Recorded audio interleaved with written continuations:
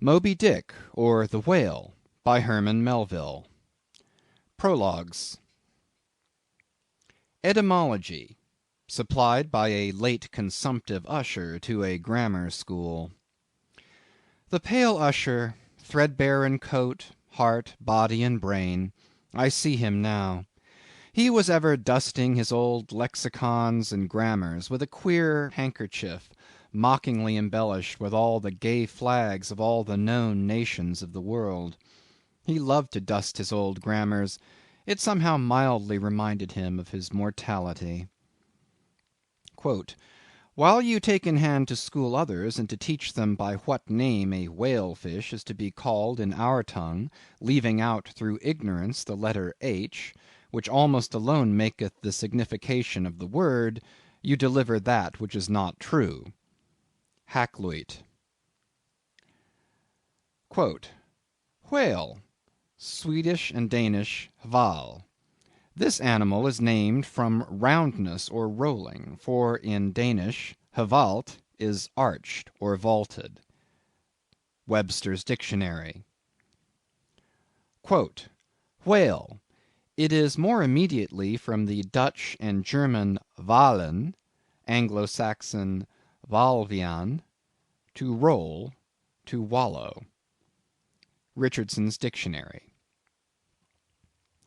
Keitos, Greek.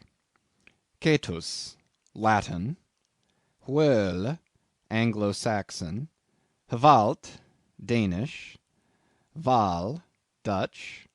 Hval, Swedish. Hvale, Icelandic. Whale, English. Baleine, French. Balena, Spanish. Piki Nui Nui, Fiji. Piki Nui Nui, Arromanguin. Extracts supplied by a sub-librarian. It will be seen that this mere painstaking burrower and grubworm of a poor devil of a sub-sub appears to have gone through the long Vaticans and street stalls of the earth, picking up whatever random allusions to whales he could anyways find in any book whatsoever, sacred or profane. Therefore you must not, in every case at least, take the higgledy-piggledy whale statements, however authentic, in these extracts, for veritable gospel cetology. Far from it. As touching the ancient authors generally, as well as the poets here appearing, these extracts are solely valuable or entertaining, as affording a glancing bird's-eye view of what has been promiscuously said, thought, fancied, and sung of Leviathan by many nations and generations, including our own. So fare thee well, poor devil of a sub-sub, whose commentator I am. Thou belongest to that hopeless sallow tribe which no wine of this world will ever warm, and for whom even pale sherry would be too rosy strong, but with whom one sometimes loves to sit and feel poor devilish too, and grow convivial upon tears, and say to them bluntly, with full eyes and empty glasses, and in not altogether unpleasant sadness, give it up, sub-subs. For by how much the more pains ye take to please the world, by so much more shall ye forever go thankless. Would that I could clear out Hampton Court and the Tuileries for you! But gulp down your tears, and hie aloft to the royal mast with your hearts; for your friends who have gone before are clearing out the seven-storied heavens, and making refugees of long-pampered Gabriel, Michael, and Raphael, against your coming. Here you strike but splintered hearts together; there you shall strike unsplinterable glasses. Extracts. "And God created great whales." Genesis. "Leviathan maketh a path to shine after him; one would think the deep to be hoary." Job. "Now the Lord had prepared a great fish to swallow up Jonah." Jonah. "There go the ships; there is that Leviathan whom thou hast made to play therein." Psalms. In that day the Lord, with his sore and great and strong sword, shall punish Leviathan the piercing serpent, even Leviathan that crooked serpent, and he shall slay the dragon that is in the sea. Isaiah. Quote, and what thing soever besides cometh within the chaos of this monster's mouth, be it beast, boat, or stone, down it goes all incontinently that foul great swallow of his, and perisheth in the bottomless gulf of his paunch. Holland's Plutarch's Morals. Quote, the Indian Sea breedeth the most and biggest fishes that are, among which the whales and whirlpools called Balena take up as much in length as 4 acres or arpens of land. Holland's Pliny. Quote, scarcely had we proceeded 2 days on the sea, when about sunrise a great many whales and other monsters of the sea appeared. Among the former one was of a most monstrous size. This came towards us open-mouthed, raising the waves on all sides, and beating the sea before him into a foam. Tooke's Lucian, The True History. Quote, he visited this country also with a view of catching horse whales, which had bones of very great value for their teeth, of which he brought some to the king. The best whales were catched in his own country, of which some were 48, some 50 yards long. He said that he was one of 6 who had killed 60 in 2 days. Other or Ochther's verbal narrative taken down from his mouth by King Alfred, A.D. 890. Quote, and whereas all the other things, whether beast or vessel, that enter into the dreadful gulf of this monster's (whale's) mouth, are immediately lost and swallowed up, the sea gudgeon retires into it in great security, and there sleeps. Montaigne, Apology for Raymond Sebond. Quote, let us fly, let us fly. Old Nick take me if it's not Leviathan, described by the noble prophet Moses in the life of the patient Job. Rabelais. Quote, this whale's liver was 2 cartloads. Stow's Annals. Quote, the great Leviathan that maketh the seas to seethe like boiling pan. Lord Bacon's version of the Psalms. Quote, touching that monstrous bulk of the whale or orc we have received nothing certain. They grow exceeding fat, insomuch that an incredible quantity of oil will be extracted out of one whale. Ibid, History of Life and Death. Quote, the sovereignest thing on earth is Parmacetti for an inward bruise. King Henry. Quote, very like a whale. Hamlet.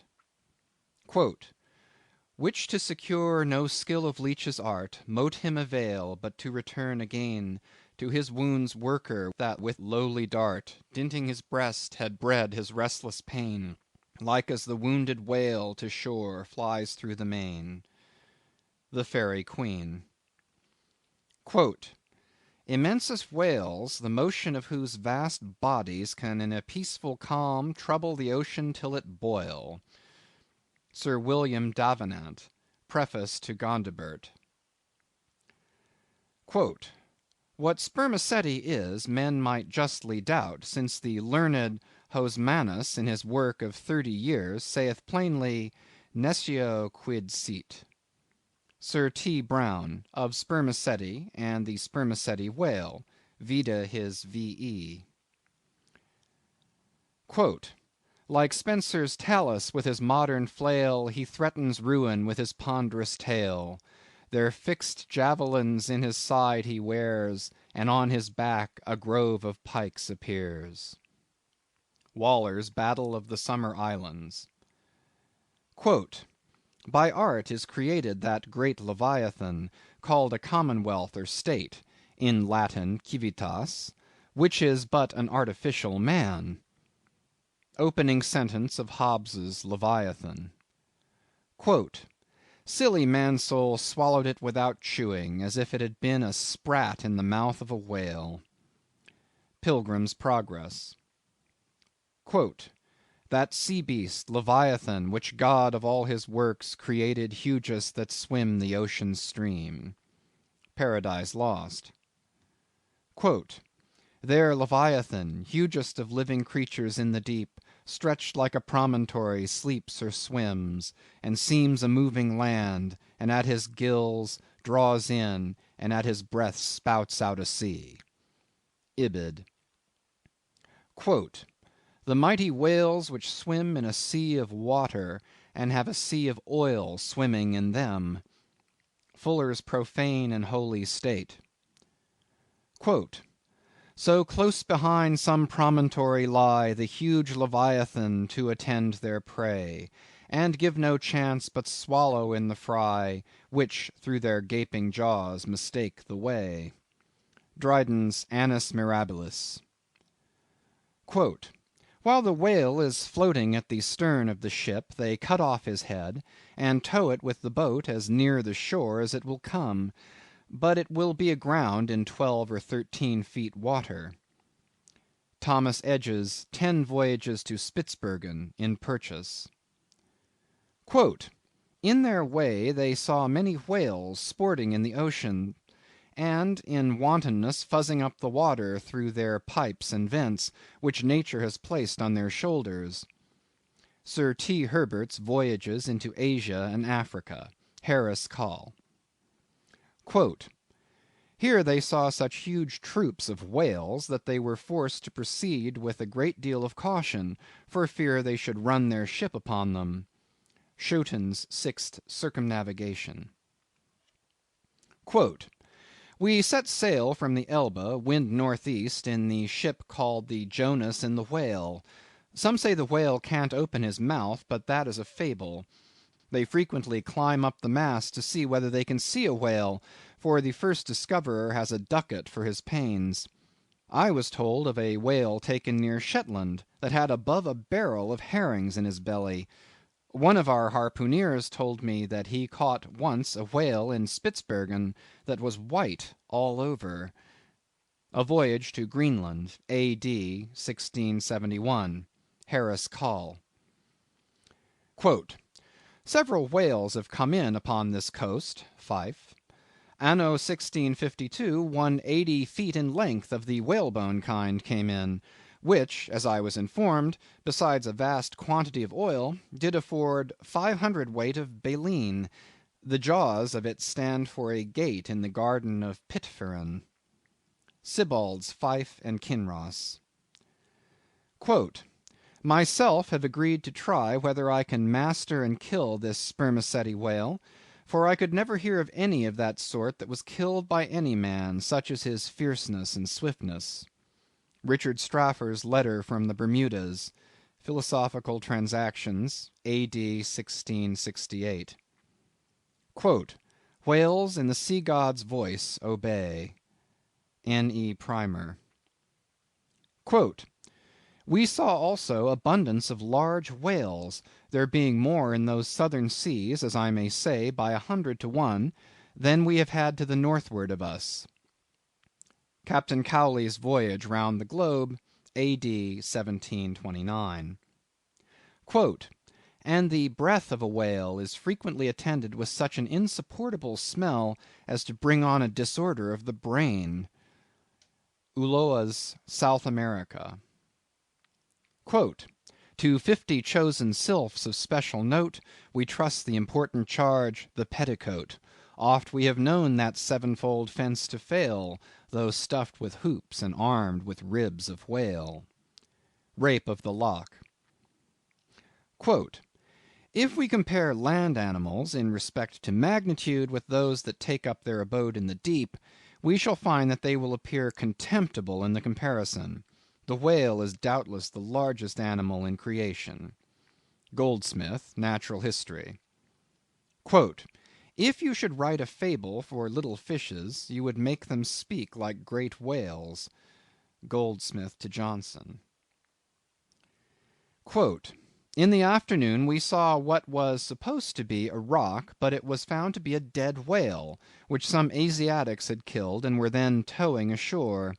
They seem to endeavor to conceal themselves behind the whale in order to avoid being seen by us. Cook's Voyages. Quote, the larger whales they seldom venture to attack. They stand in great dread of some of them, that when out at sea they are afraid to mention even their names, and carry dung, limestone, juniper wood, and some other articles of the same nature in their boats, in order to terrify and prevent their too near approach. Uno von Troil's Letters on Banks's and Solander's Voyage to Iceland in 1772. Quote, the spermaceti whale found by the Nantuckets is an active, fierce animal, and requires vast address and boldness in the fisherman. Thomas Jefferson's Whale Memorial to the French Minister in 1778. Quote, and pray, sir, what in the world is equal to it? Edmund Burke's reference in Parliament to the Nantucket whale fishery. Quote, Spain, a great whale stranded on the shores of Europe. Edmund Burke, somewhere. Quote, a 10th branch of the king's ordinary revenue, said to be grounded on the consideration of his guarding and protecting the seas from pirates and robbers, is the right to royal fish, which are whales and sturgeon, and these, when either thrown ashore or caught near the coast, are the property of the king. Blackstone. Quote, soon to the sport of death the crews repair, Rodmond unerring o'er his head suspends the barbed steel, and every turn attends. Falconer's Shipwreck. Quote, bright shone the roofs, the domes, the spires, and rockets blue self-driven, to hang their momentary fire around the vault of heaven. So fire with water to compare the ocean serves on high, upspouted by a whale in air to express unwieldy joy. Cowper on the Queen's visit to London. Quote, 10 or 15 gallons of blood are thrown out of the heart at a stroke, with immense velocity. John Hunter's account of the dissection of a whale, a small-sized one. Quote, the aorta of a whale is larger in the bore than the main pipe of the waterworks at London Bridge, and the water roaring in its passage through that pipe is inferior in impetus and velocity to the blood gushing from the whale's heart. Paley's Theology. Quote, the whale is a mammiferous animal without hind feet. Baron Cuvier. Quote, in 40 degrees south we saw spermaceti whales, but did not take any till the 1st of May, the sea being then covered with them. Colnett's Voyage for the purpose of extending the spermaceti whale fishery. Quote, in the free element beneath me swam, floundered and dived, in play, in chase, in battle, fishes of every color, form, and kind, which language cannot paint, and mariner had never seen, from dread Leviathan to insect millions peopling every wave, gathered in shoals immense, like floating islands, led by mysterious instincts through that waste and trackless region, though on every side assaulted by voracious enemies, whales, sharks, and monsters, armed in front or jaw, with swords, saws, spiral horns, or hooked fangs. Montgomery's World Before the Flood. Io, Paean, Io, sing to the finny people's king. Not a mightier whale than this in the vast Atlantic is, not a fatter fish than he flounders round the polar sea. Charles Lamb's Triumph of the Whale. Quote, in the year 1690 some persons were on a high hill observing the whales spouting and sporting with each other, when one observed, there, pointing to the sea, is a green pasture where our children's grandchildren will go for bread. Obed Macy's History of Nantucket. Quote, I built a cottage for Susan and myself, and made a gateway in the form of a Gothic arch, by setting up a whale's jaw bones. Hawthorne's Twice Told Tales. Quote, she came to bespeak a monument for her first love, who had been killed by a whale in the Pacific Ocean no less than 40 years ago. Ibid. "No, sir, 'tis a right whale," answered Tom. "I saw his spout. He threw up a pair of as pretty rainbows as a Christian would wish to look at. He's a raal oil butt, that fellow." Cooper's Pilot. "The papers were brought in, and we saw in the Berlin Gazette that whales had been introduced on the stage there." Eckermann's Conversations with Goethe. "My God, Mr. Chase, what is the matter?" I answered, "We have been stove by a whale." Narrative of the shipwreck of the whale ship Essex of Nantucket, which was attacked and finally destroyed by a large sperm whale in the Pacific Ocean. By Owen Chase of Nantucket, first mate of said vessel. New York, 1821. "A mariner sat in the shrouds one night, the wind was piping free, now bright, now dimmed was the moonlight pale, and the phosphor gleamed in the wake of the whale as it floundered in the sea." Elizabeth Oakes Smith. "The quantity of line withdrawn from the boats engaged in the capture of this one whale amounted altogether to 10,440 yards, or nearly 6 English miles. Sometimes the whale shakes its tremendous tail in the air, which, cracking like a whip, resounds to the distance of 3 or 4 miles." Scoresby. "Mad with the agonies he endures from these fresh attacks, the infuriated sperm whale rolls over and over. He rears his enormous head, and with wide expanded jaws snaps at everything around him. He rushes at the boats with his head, they are propelled before him with vast swiftness, and sometimes utterly destroyed. It is a matter of great astonishment that the consideration of the habits of so interesting, and in a commercial point of view, so important an animal as the sperm whale, should have been so entirely neglected, or should have excited so little curiosity among the numerous, and many of them competent observers, that of late years must have possessed the most abundant and most convenient opportunities of witnessing their habitudes."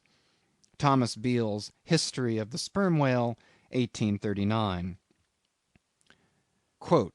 "The cachalot (sperm whale) is not only better armed than the true whale (Greenland or right whale) in possessing a formidable weapon at either extremity of its body, but also more frequently displays a disposition to employ these weapons offensively, and in a manner at once so artful, bold, and mischievous, as to lead to its being regarded as the most dangerous to attack of all the known species of the whale tribe." Frederick de Bell Bennett's Whaling Voyage round the Globe, 1840. "October 13. There she blows, was sung out from the masthead. Where away? demanded the captain. 3 points off the lee bow, sir. Raise up your wheel. Steady. Steady, sir. Masthead ahoy! Do you see that whale now? Aye, aye, sir, a shoal of sperm whales. There she blows. There she breaches. Sing out every time. Aye, aye, sir. There she blows. There, thar she blows. Bows, bows. How far off? 2 miles and a half. Thunder and lightning. So near. Call all hands." J. Ross Brown's Etchings of a Whaling Cruise, 1846. "The whale ship Globe, on board of which vessel occurred the horrid transactions we are about to relate, belonged to the island of Nantucket." Narrative of the Globe, by Lay and Hussey survivors, A.D. 1828. "Being once pursued by a whale which he had wounded, he parried the assault for some time with a lance, but the furious monster at length rushed on the boat, himself and comrades only being preserved by leaping into the water when they saw that onset was inevitable." Missionary Journal of Tyerman and Bennett. "Nantucket itself," said Mr. Webster, "is a very striking and peculiar portion of the national interest. There is a population of 8,000 or 9,000 persons living here in the sea, adding largely every year to the national wealth by the boldest and most persevering industry." Report of Daniel Webster's speech in the U.S. Senate on the application for the erection of a breakwater at Nantucket, 1828. Quote, "The whale fell directly over him, and probably killed him in a moment. The Whale and his Captors, or the Whaleman's Adventures, and the Whale's Biography, gathered on the homeward cruise of the Commodore Preble." By Rev. Henry T. Cheever. Quote, "If you make the least damn bit of noise," replied Samuel, "I will send you to hell." Life of Samuel Comstock, the mutineer, by his brother William Comstock, another version of the whale ship Globe narrative. Quote, "The voyages of the Dutch and English to the Northern Ocean, in order if possible to discover a passage through it to India, though they failed of their main object, laid open the haunts of the whale." McCulloch's Commercial Dictionary. Quote, "These things are reciprocal. The ball rebounds only to bound forward again. For now in laying open the haunts of the whale, the whalemen seem to have indirectly hit upon new clues to that same mystic Northwest Passage." From something unpublished. Quote, "It is impossible to meet a whale ship on the ocean without being struck by her near appearance. The vessel under short sail, with lookouts at the mastheads, eagerly scanning the wide expanse around them, has a totally different air from those engaged in regular voyage." Currents and Whaling, U.S. XX. Quote, "Pedestrians in the vicinity of London and elsewhere may recollect having seen large curved bones set upright in the earth, either to form arches over gateways or entrances to alcoves, and they may perhaps have been told that these were the ribs of whales." Tales of a Whale Voyager to the Arctic Ocean. Quote, "It was not till the boats returned from the pursuit of these whales that the whites saw their ship in bloody possession of the savages enrolled among the crew." Newspaper account of the taking and retaking of the whale ship Hobomack. Quote, "It is generally well known that out of the crews of whaling vessels, American, few ever return in the ships on board which they departed." Cruise in a whale boat. Quote, "Suddenly a mighty mass emerged from the water, and shot up perpendicularly into the air. It was the whale." Miriam Coffin, or the Whale Fisherman. Quote, "The whale is harpooned, to be sure, but bethink you how you would manage a powerful unbroken colt with the mere appliance of a rope tied to the root of his tail." A chapter on whaling in Ribs and Trucks. Quote, "On one occasion I saw two of these monsters (whales), probably male and female, slowly swimming, one after the other, within less than a stone's throw of the shore (Tierra del Fuego), over which the beech tree extended its branches." Darwin's Voyage of a Naturalist. Quote, "Stern all!" exclaimed the mate, upon turning his head, and saw the distended jaws of the large sperm whale close to the head of the boat, threatening it with instant destruction. "Stern all for your lives!" Wharton, the Whale Killer. Quote, "So be cheery, my lads, let your hearts never fail, while the bold harpooner is striking the whale." Nantucket Song. Quote, "Oh, the rare old whale, mid storm and gale, in his ocean home will be, a giant in might, where might is right, and king of the boundless sea." Whale Song. End of Prologues.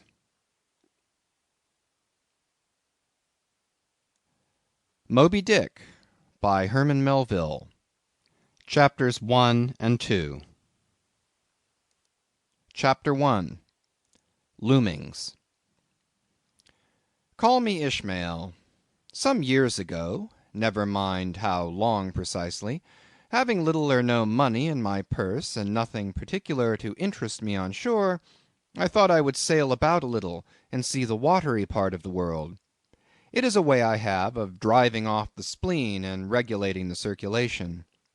Whenever I find myself growing grim about the mouth, whenever it is a damp, drizzly November in my soul, whenever I find myself involuntarily pausing before coffin warehouses and bringing up the rear of every funeral I meet, and especially whenever my hypos get such an upper hand of me that it requires a strong moral principle to prevent me from deliberately stepping into the street and methodically knocking people's hats off, then I account it high time to get to sea as soon as I can. This is my substitute for pistol and ball. With a philosophical flourish, Cato throws himself upon his sword. I quietly take to the ship. There is nothing surprising in this. If they but knew it, almost all men in their degree, some time or other, cherish very nearly the same feelings towards the ocean with me. There now is your insular city of the Manhattoes, belted round by wharves, as Indian Isles by coral reefs. Commerce surrounds it with her surf. Right and left the streets take you waterward. Its extreme downtown is the Battery, where that noble mole is washed by waves and cooled by breezes, which a few hours previous were out of sight of land. Look at the crowds of water gazers there. Circumambulate the city of a dreamy Sabbath afternoon. Go from Corlear's Hook to Coenties Slip, and from thence by Whitehall northward. What do you see? Posted like silent sentinels all around the town stand thousands upon thousands of mortal men fixed in ocean reveries, some leaning against the spiles, some seated upon the pierheads, some looking over the bulwarks of ships from China, some high aloft in the rigging as if striving to get a still better seaward peep. But these are all landsmen, of weekdays pent up in lath and plaster, tied to counters, nailed to benches, clinched to desks. How then is this? Are the green fields gone? What do they here? But look, here come more crowds, pacing straight for the water, and seemingly bound for a dive. Strange. Nothing will content them but the extremest limit of the land. Loitering under the shady lee of yonder warehouses will not suffice. No, they must get just as nigh the water as they possibly can without falling in. And there they stand, miles of them, leagues. Inlanders all. They come from lanes and alleys, streets and avenues, north, east, south, and west. Yet here they all unite. Tell me, does the magnetic virtue of the needles of the compasses of all those ships attract them thither? Once more. Say you are in the country, in some high land of lakes. Take almost any path you please, and 10 to 1 it carries you down in a dale, and leaves you there by a pool in the stream.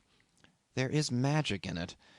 Let the most absent-minded of men be plunged in his deepest reveries, stand that man on his legs, set his feet a-going, and he will infallibly lead you to water, if water there be in all that region. Should you ever be athirst in the great American desert, try this experiment, if your caravan happen to be supplied with a metaphysical professor. Yes, as every one knows, meditation and water are wedded forever. But here is the artist.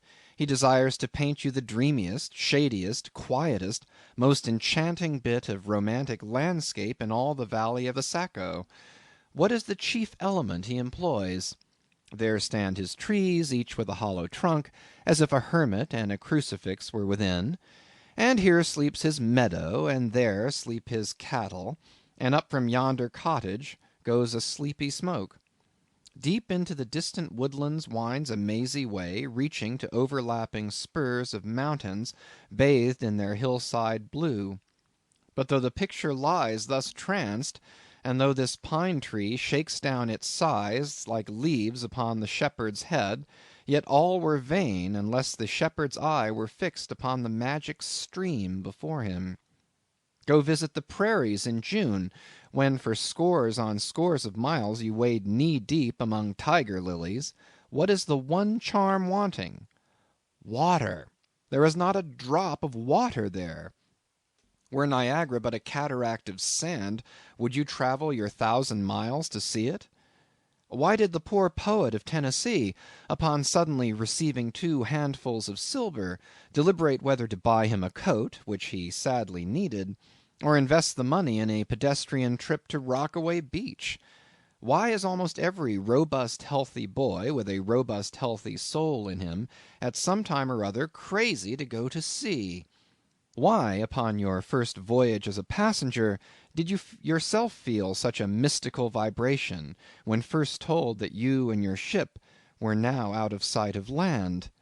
Why did the old Persians hold the sea holy? Why did the Greeks give it a separate deity, and own brother of Jove? Surely all of this is not without meaning. And still deeper the meaning of that story of Narcissus, who, because he could not grasp the tormenting mild image he saw in the fountain, plunged into it and was drowned. But that same image we ourselves see in all rivers and oceans. It is the image of the ungraspable phantom of life, and this is the key to it all. Now when I say I am in the habit of going to sea whenever I begin to grow hazy about the eyes and begin to be over-conscious of my lungs, I do not mean to have it inferred that I ever go to sea as a passenger. For to go as a passenger you must needs have a purse, and a purse is but a rag unless you have something in it.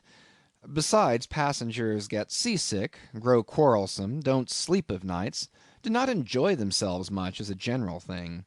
No, I never go as a passenger, nor, though I am something of a salt, do I ever go to sea as a commodore, or a captain, or a cook. I abandon the glory and distinction of such offices to those who like them. For my part, I abominate all honourable, respectable toils, trials, and tribulations of every kind whatever. It is quite as much as I can do to take care of myself without taking care of ships, barks, brigs, schooners, and what not. And as for going as cook, though I confess there is considerable glory in that, a cook being a sort of officer on shipboard, yet somehow I never fancied broiling fowls, though once broiled, judiciously buttered, and judgmatically salted and peppered, there is no one who will speak more respectfully, not to say reverently, of a broiled fowl than I will. It is out of the idolatrous dotings of the old Egyptians upon broiled ibis and roasted river horse that you see the mummies of those creatures in their huge bakehouses, the pyramids. No, when I go to sea, I go as a simple sailor, right before the mast, plumb down into the forecastle, aloft there to the royal masthead.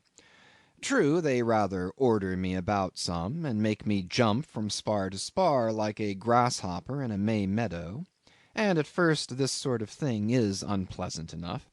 It touches one's sense of honour, particularly if you come of an old established family in the land, the Van Rensselaers or Randolphs or Hardicanutes; and more than all, if just previous to putting your hand into the tar pot you have been lording it as a country schoolmaster, making the tallest boys stand in awe of you. The transition is a keen one, I assure you, from a schoolmaster to a sailor, and requires a strong decoction of Seneca and the Stoics to enable you to grin and bear it. But even this wears off in time. What of it if some old hunks of a sea captain orders me to get a broom and sweep down the decks? What does that indignity amount to, weighed, I mean, in the scales of the New Testament? Do you think the archangel Gabriel thinks anything the less of me because I promptly and respectfully obey that old hunks in that particular instance? Who ain't a slave? Tell me that. Well then, however the old sea captains may order me about, however they may thump and punch me about, I have the satisfaction of knowing that it is all right; that everybody else is in one way or other served in much the same way, either in a physical or metaphysical point of view, that is; and so the universal thump is passed round, and all hands should rub each other's shoulder blades and be content. Again, I always go to sea as a sailor because they make a point of paying me for my trouble, whereas they never pay passengers a single penny that I ever heard of. On the contrary, passengers themselves must pay. And there is all the difference in the world between paying and being paid. The act of paying is perhaps the most uncomfortable infliction that the two orchard thieves entailed upon us. but being paid. What will compare with it? The urbane activity with which a man receives money is really marvellous, considering that we so earnestly believe money to be the root of all earthly ills, and that on no account can a moneyed man enter heaven. Ah, how cheerfully we consign ourselves to perdition. Finally, I always go to see a sailor because of the wholesome exercise and pure air of the forecastle deck.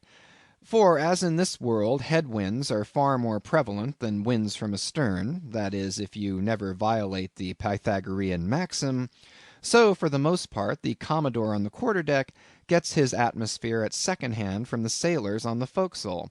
He thinks he breathes it first, but not so. In much the same way do the commonalty lead their leaders in many other things, at the same time that the leaders little suspect it.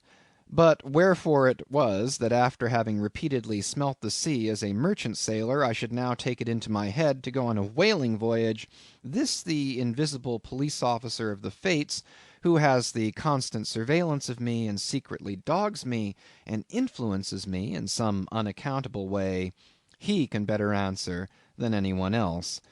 And doubtless my going on this whaling voyage formed part of the grand programme of Providence that was drawn up a long time ago. It came as a sort of brief interlude and solo between more extensive performances. I take it that this part of the bill must have run something like this: Grand contested election for the presidency of the United States. Whaling voyage by one Ishmael. Bloody battle in Afghanistan. Though I cannot tell why it was exactly that those stage managers, the Fates, put me down for this shabby part of a whaling voyage, when others were set down for magnificent parts in high tragedies, and short and easy parts in genteel comedies, and jolly parts in farces. Though I cannot tell why this was exactly, yet now that I recall all the circumstances, I think I can see a little into the springs and motives which, being cunningly presented to me under various disguises, induced me to set about performing the part I did, besides cajoling me into the delusion that it was a choice resulting from my own unbiased free will and discriminating judgment. Chief among these motives was the overwhelming idea of the great whale himself. Such a portentous and mysterious monster roused all my curiosity.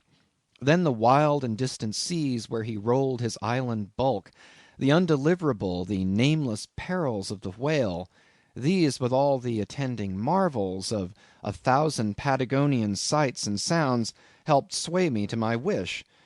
With other men, perhaps, such things would not have been inducements; but as for me, I am tormented with an everlasting itch for things remote. I love to sail forbidden seas, and land on barbarous coasts.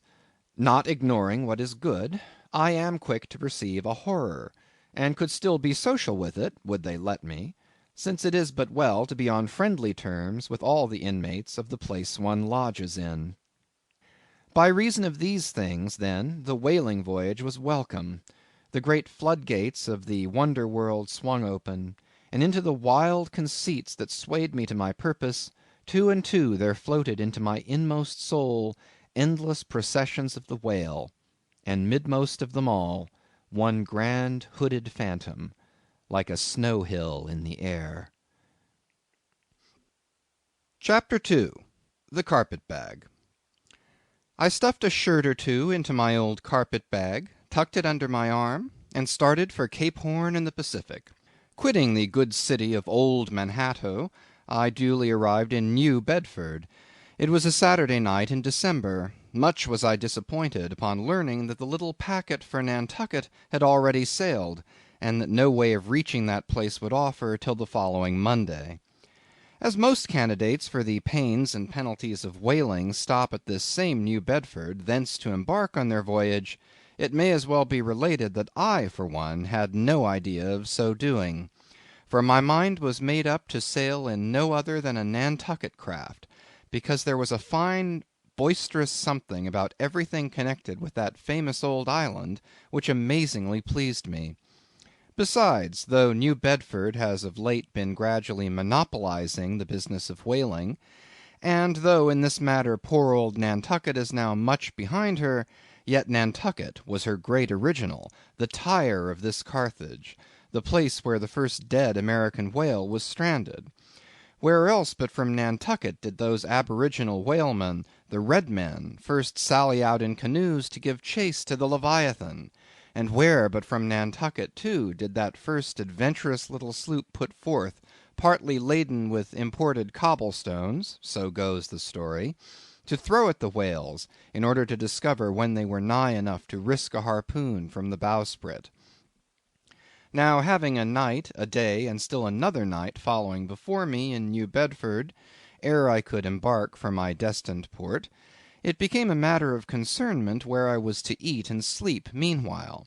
It was a very dubious looking, nay, a very dark and dismal night, bitingly cold and cheerless. I knew no one in the place. With anxious grapnels I had sounded my pocket, and only brought up a few pieces of silver. So wherever you go, Ishmael, said I to myself, as I stood in the middle of a dreary street shouldering my bag, and comparing the gloom toward the north with the darkness towards the south, wherever in your wisdom you may conclude to lodge for the night, my dear Ishmael, be sure to inquire the price, and don't be too particular. With halting steps I paced the streets, and passed the sign of the Crossed Harpoons, but it looked too expensive and jolly there. Further on, from the bright red windows of the Swordfish Inn, there came such fervent rays that it seemed to have melted the packed snow and ice before the house, for everywhere else the congealed frost lay 10 inches thick in a hard asphaltic pavement, rather weary for me when I struck my foot against the flinty projections, because from hard remorseless service the soles of my boots were in a most miserable plight. Too expensive and jolly, again thought I, pausing one moment to watch the broad glare in the street, and hear the sounds of the tinkling glasses within. But go on, Ishmael, said I at last, don't you hear? Get away from before the door, your patched boots are stopping the way. So on I went. I now by instinct followed the streets that took me waterward, for there doubtless were the cheapest, if not the cheeriest, inns. Such dreary streets! Blocks of blackness, not houses, on either hand, and here and there a candle, like a candle moving about in a tomb.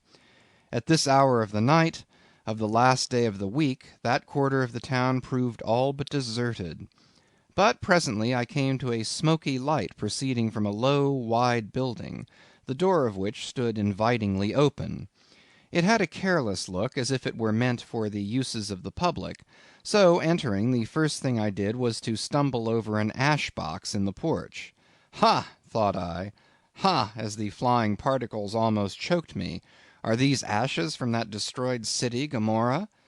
But the crossed harpoons and the swordfish? This, then, must needs be the sign of the trap. However, I picked myself up, and hearing a loud voice within, pushed on and opened a second interior door. It seemed a great black parliament sitting in Tophet. 100 black faces turned round in their rows to peer, and beyond, a black angel of doom was beating a book in the pulpit. It was a negro church, and the preacher's text was about the blackness of darkness, and the weeping and wailing and teeth gnashing there. Ha, Ishmael, muttered I, backing out, wretched entertainment at the sign of the trap. Moving on, I at last came to a dim sort of light, not far from the docks, and heard a forlorn creaking in the air, and looking up, saw a swinging sign over the door with a white painting on it, faintly representing a tall straight jet of misty spray, and these words underneath: The Spouter Inn, Peter Coffin. Coffin? Spouter? Rather ominous in that particular connection, thought I. But it is a common name in Nantucket, they say, and I suppose this Peter here is an emigrant from there. As the light looked so dim, and the place for the time looked quiet enough, and the dilapidated little wooden house itself looked as if it might have been carted here from the ruins of some burnt district, and as the swinging sign had a poverty-stricken sort of creak to it, I thought that here was the very spot for cheap lodgings and the best of pea coffee. It was a queer sort of place, a gable-ended old house, one side palsied, as it were, and leaning over sadly.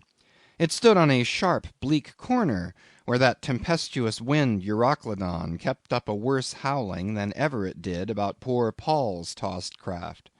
Euroclydon, nevertheless, is a mighty pleasant zephyr to any one indoors, with his feet on the hob quietly toasting for bed. In judging of that tempestuous wind called Euroclydon, says an old writer, of whose works I possess the only copy extant, it maketh a marvellous difference whether thou lookest out at it from a glass window where the frost is all on the outside, or whether thou observest it from that sashless window where the frost is on both sides, and of which the white death is the only glazier. True enough, thought I, as this passage occurred to my mind. Old Blackletter, thou reasonest well. Yes, these eyes are windows, and this body of mine is the house. What a pity they didn't stop up the chinks and the crannies, though, and thrust in a little lint here and there. But it's too late to make any improvements now. The universe is finished, the copestone is on, and the chips were carted off 1,000,000 years ago. Poor Lazarus there, chattering his teeth against the curbstone for his pillow, and shaking off his tatters with his shiverings, he might plug up both ears with rags and put a corn-cob in his mouth, and yet that would not keep out the tempestuous Euroclydon. Euroclydon, says old Dives in his red silken wrapper. He had a redder one afterwards. Pooh, pooh! What a fine frosty night! How Orion glitters! What northern lights!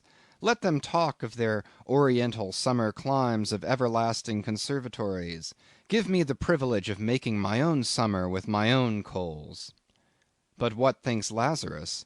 Can he warm his blue hands by holding them up to the grand northern lights? Would not Lazarus rather be in Sumatra than here? Would he not far rather lay him down lengthwise along the line of the equator? Yea, ye gods, go down to the fiery pit itself in order to keep out this frost?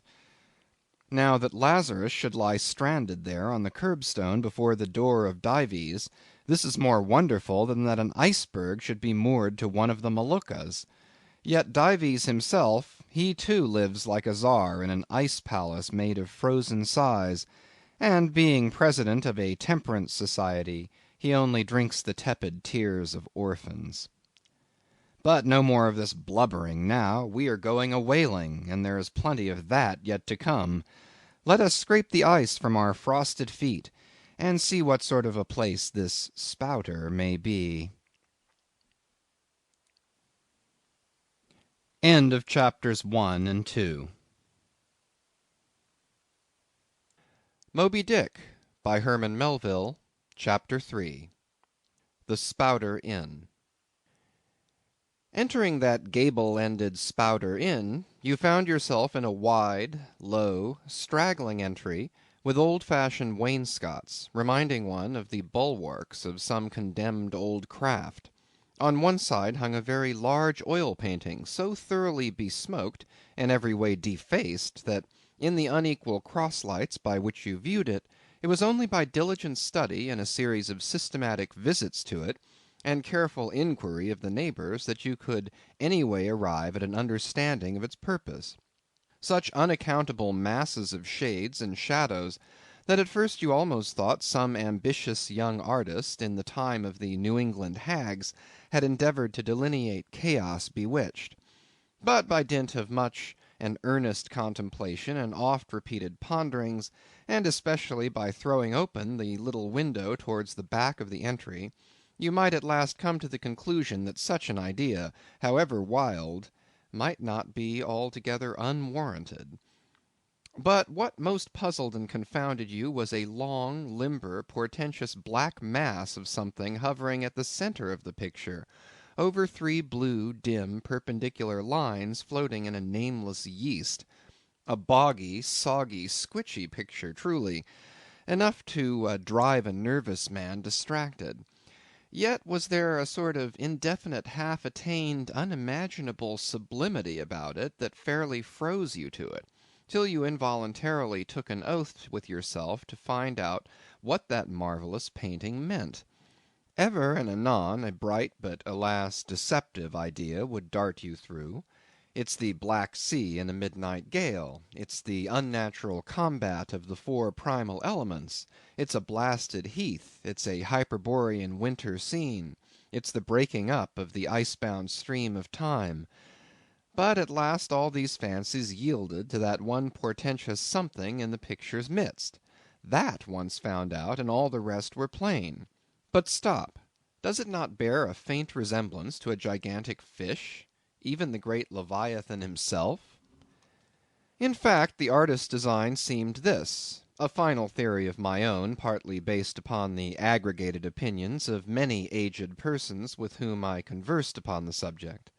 The picture represents a Cape Horner in a great hurricane, the half-foundered ship weltering there with its three dismantled masts alone visible, and an exasperated whale, purposing to spring clean over the craft, is in the enormous act of impaling himself upon the three mastheads.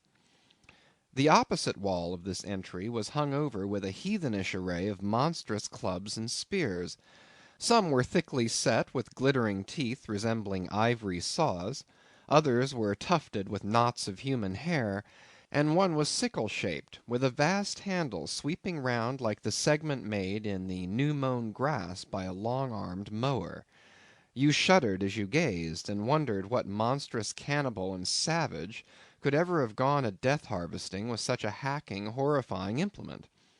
Mixed with these were rusty old whaling lances and harpoons all broken and deformed. Some were storied weapons. With this once long last, now wildly elbowed, 50 years ago did Nathan Swain kill 15 whales between a sunrise and a sunset; and that harpoon, so like a corkscrew now, was flung in the Javan seas and run away with by a whale years afterwards slain off the Cape of Blanco. The original iron entered nigh the tail, and, like a restless needle sojourning in the body of a man, travelled full 40 feet, and at last was found embedded in the hump. Crossing this dusky entry, and on through yon low arched way, cut through what in old times must have been a great central chimney with fireplaces all round, you enter the public room.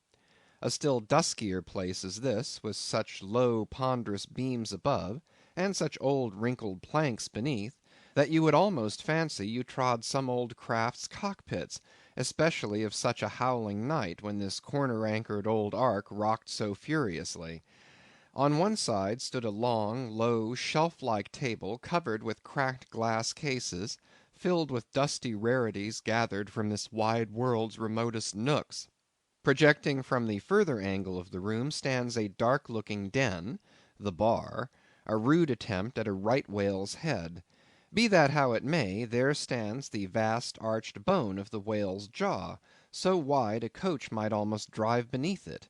Within are shabby shelves, ranged round with old decanters, bottles, flasks; and in those jaws of swift destruction, like another cursed Jonah, by which name indeed they called him, bustles a little withered old man, who, for their money, dearly sells the sailors deliriums and death.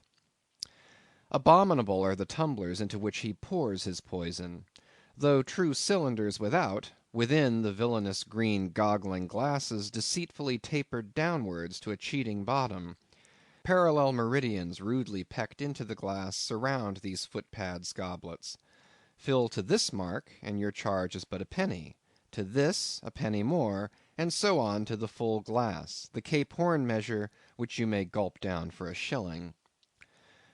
Upon entering the place I found a number of young seamen gathered about a table, examining by a dim light the divers specimens of scrimshander. I sought the landlord, and telling him I desired to be accommodated with a room, received for answer that his house was full, not a bed unoccupied. "But avast," he added, tapping his forehead, "you hain't no objections to sharing a harpooneer's blanket, have ye? I suppose you're going a whaling, so you better get used to that sort of thing." I told him that I never liked to sleep two in a bed; that if I should ever do so, it would depend upon who the harpooneer might be; and that if he, the landlord, really had no other place for me, and the harpooner was not decidedly objectionable, why, rather than wander further about a strange town on so bitter a night, I would put up with the half of any decent man's blanket. I thought so. All right, take a seat. Supper? You want supper? Supper'll be ready directly. I sat down on an old wooden settle, carved all over like a bench on the battery. At one end a ruminating tar was still further adorning it with his jackknife, stooping over and diligently working away at the space between his legs. He was trying his hand at a ship under full sail, but he didn't make much headway, I thought. At last some 4 or 5 of us were summoned to our meal in an adjoining room. It was cold as Iceland, no fire at all. The landlord said he couldn't afford it. Nothing but 2 dismal tallow candles, each in a winding sheet. We were fain to button up our monkey jackets, and hold to our lips cups of scalding tea with our half-frozen fingers. But the fare was of the most substantial kind. Not only meat and potatoes, but dumplings, good heavens! Dumplings for supper. One young fellow in a green box coat addressed himself to these dumplings in a most direful manner. "My boy," said the landlord, "you'll have the nightmare to a dead certainty."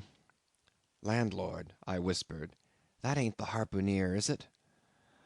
"Oh no," said he, looking sort of diabolically funny. "The harpooner is a dark complexioned chap. He never eats dumplings, he don't; he eats nothing but steaks, and he likes 'em rare." "The devil he does," says I. "Where is that harpooner? Is he here?" "He'll be here 'fore long," was the answer. I could not help it, but I began to feel suspicious of this dark complexioned harpooner. At any rate, I made up my mind that if it so turned out that we should sleep together, he must undress and get into bed before I did. Supper over, the company went back to the bar room, when, knowing not what else to do with myself, I resolved to spend the rest of the evening as a looker on. Presently a rioting noise was heard without. Starting up, the landlord cried, "That's the Grampus's crew. I seed her reported in the offing this morning. A 3 years' voyage, and a full ship. Hurrah, boys! Now we'll have the latest news from the Feejees."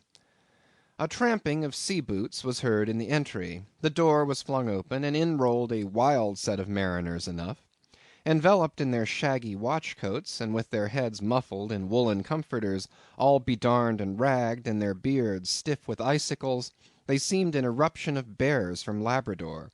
They had just landed from their boat, and this was the first house they entered. No wonder, then, that they made a straight wake for the whale's mouth, the bar, when the wrinkled little old Jonah, there officiating, soon poured them out brimmers all round. One complained of a bad cold in his head, upon which Jonah mixed him a pitch-like potion of gin and molasses, which he swore was a sovereign cure for all colds and catarrhs whatever, never mind of how long standing, or whether caught off the coast of Labrador or on the weather side of an ice island. The liquor soon mounted into their heads, as it generally does even with the arrantest toppers newly landed from sea, and they began capering about most obstreperously.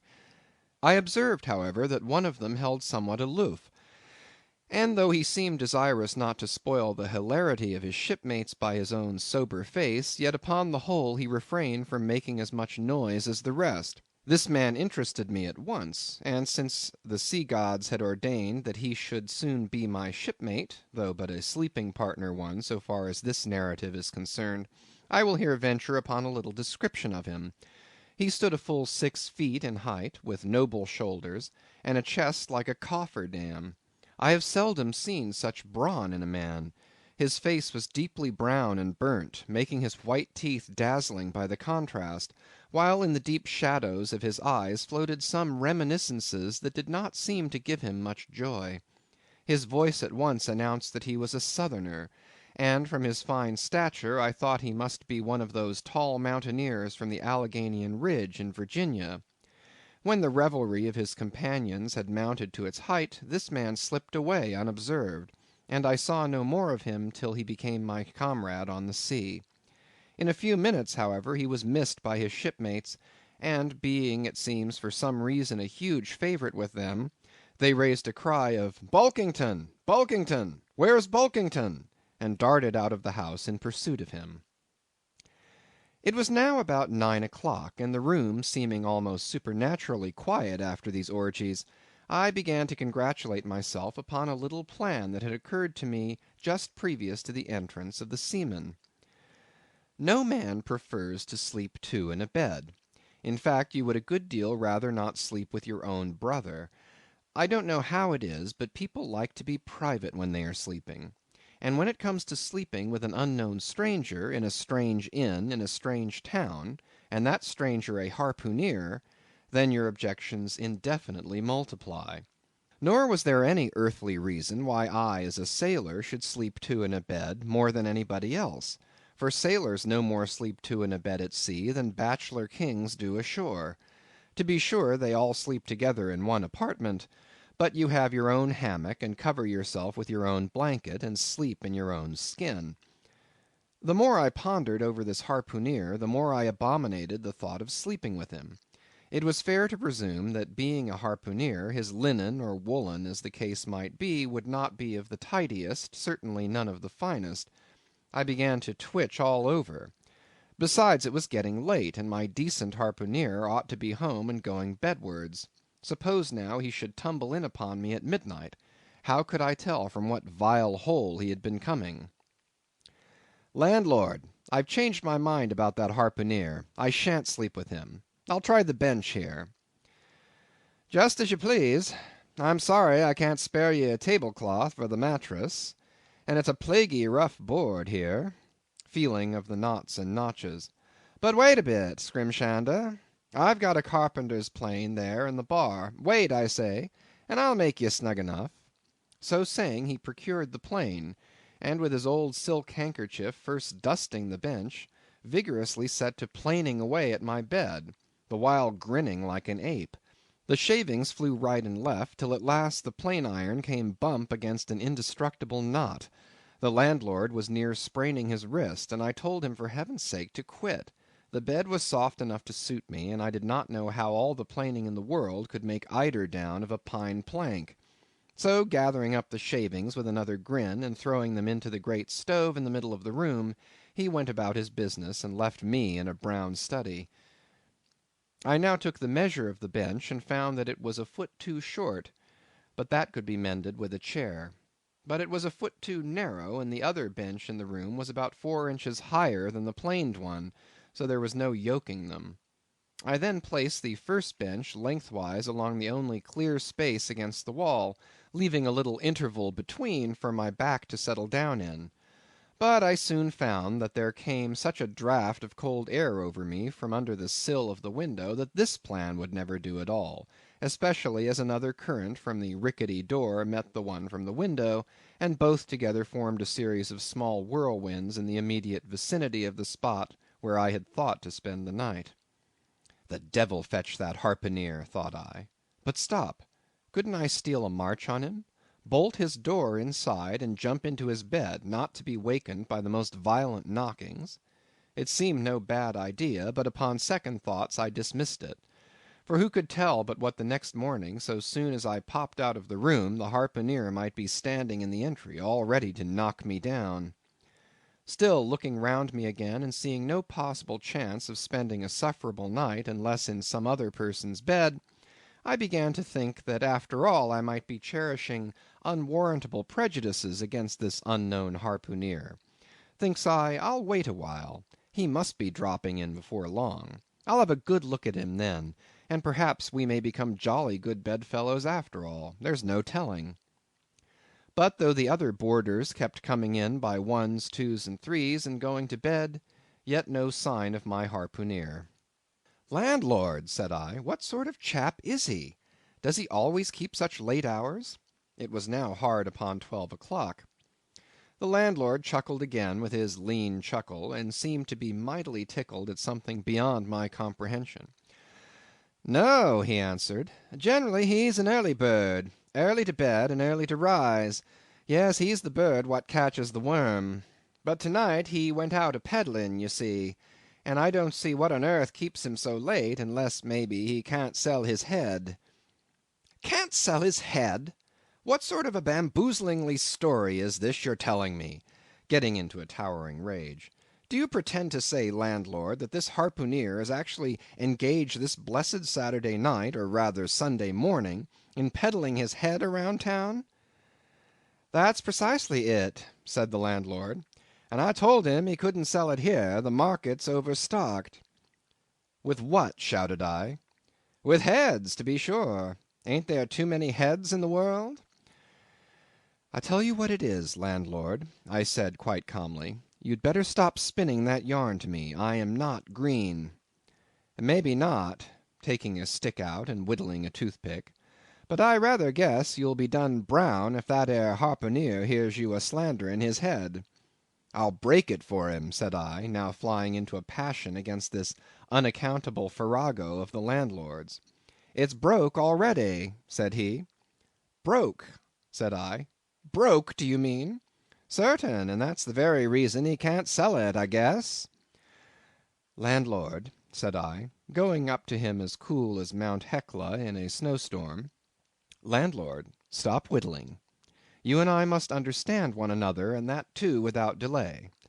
I come to your house and want a bed. You tell me you can only give me half of one, that the other half belongs to a certain harpooneer. And about this harpooneer, whom I have not yet seen, you persist in telling me the most mystifying and exasperating stories, tending to beget in me an uncomfortable feeling towards the man whom you design for my bedfellow.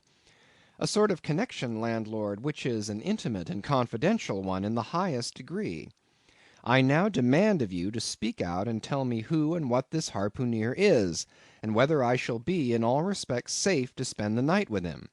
And in the first place, you will be so good as to unsay that story about selling his head, which, if true, I take to be good evidence that this harpooneer is stark mad, and I've no idea of sleeping with a madman.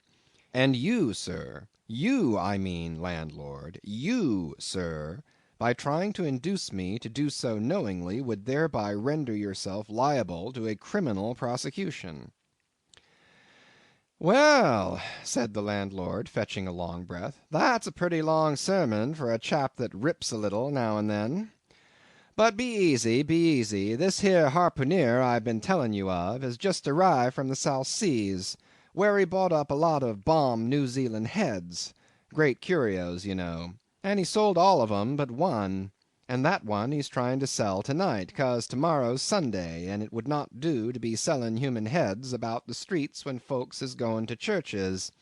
He wanted to last Sunday, but I stopped him just as he was going out the door with 4 heads strung on a string, for all the earth like a string of onions. This account cleared up the otherwise unaccountable mystery, and showed that the landlord after all had no idea of fooling me. But at the same time, what could I think of a harpooneer who stayed out of a Saturday night clean into the holy Sabbath, engaged in such a cannibal business as selling the heads of dead idolaters? Depend upon it, landlord, that harpooneer is a dangerous man. He pays regular, was the rejoinder. But come, it's getting dreadful late. You'd better be turning flukes. It's a nice bed. Sal and me slept in that 'ere bed the night we was spliced.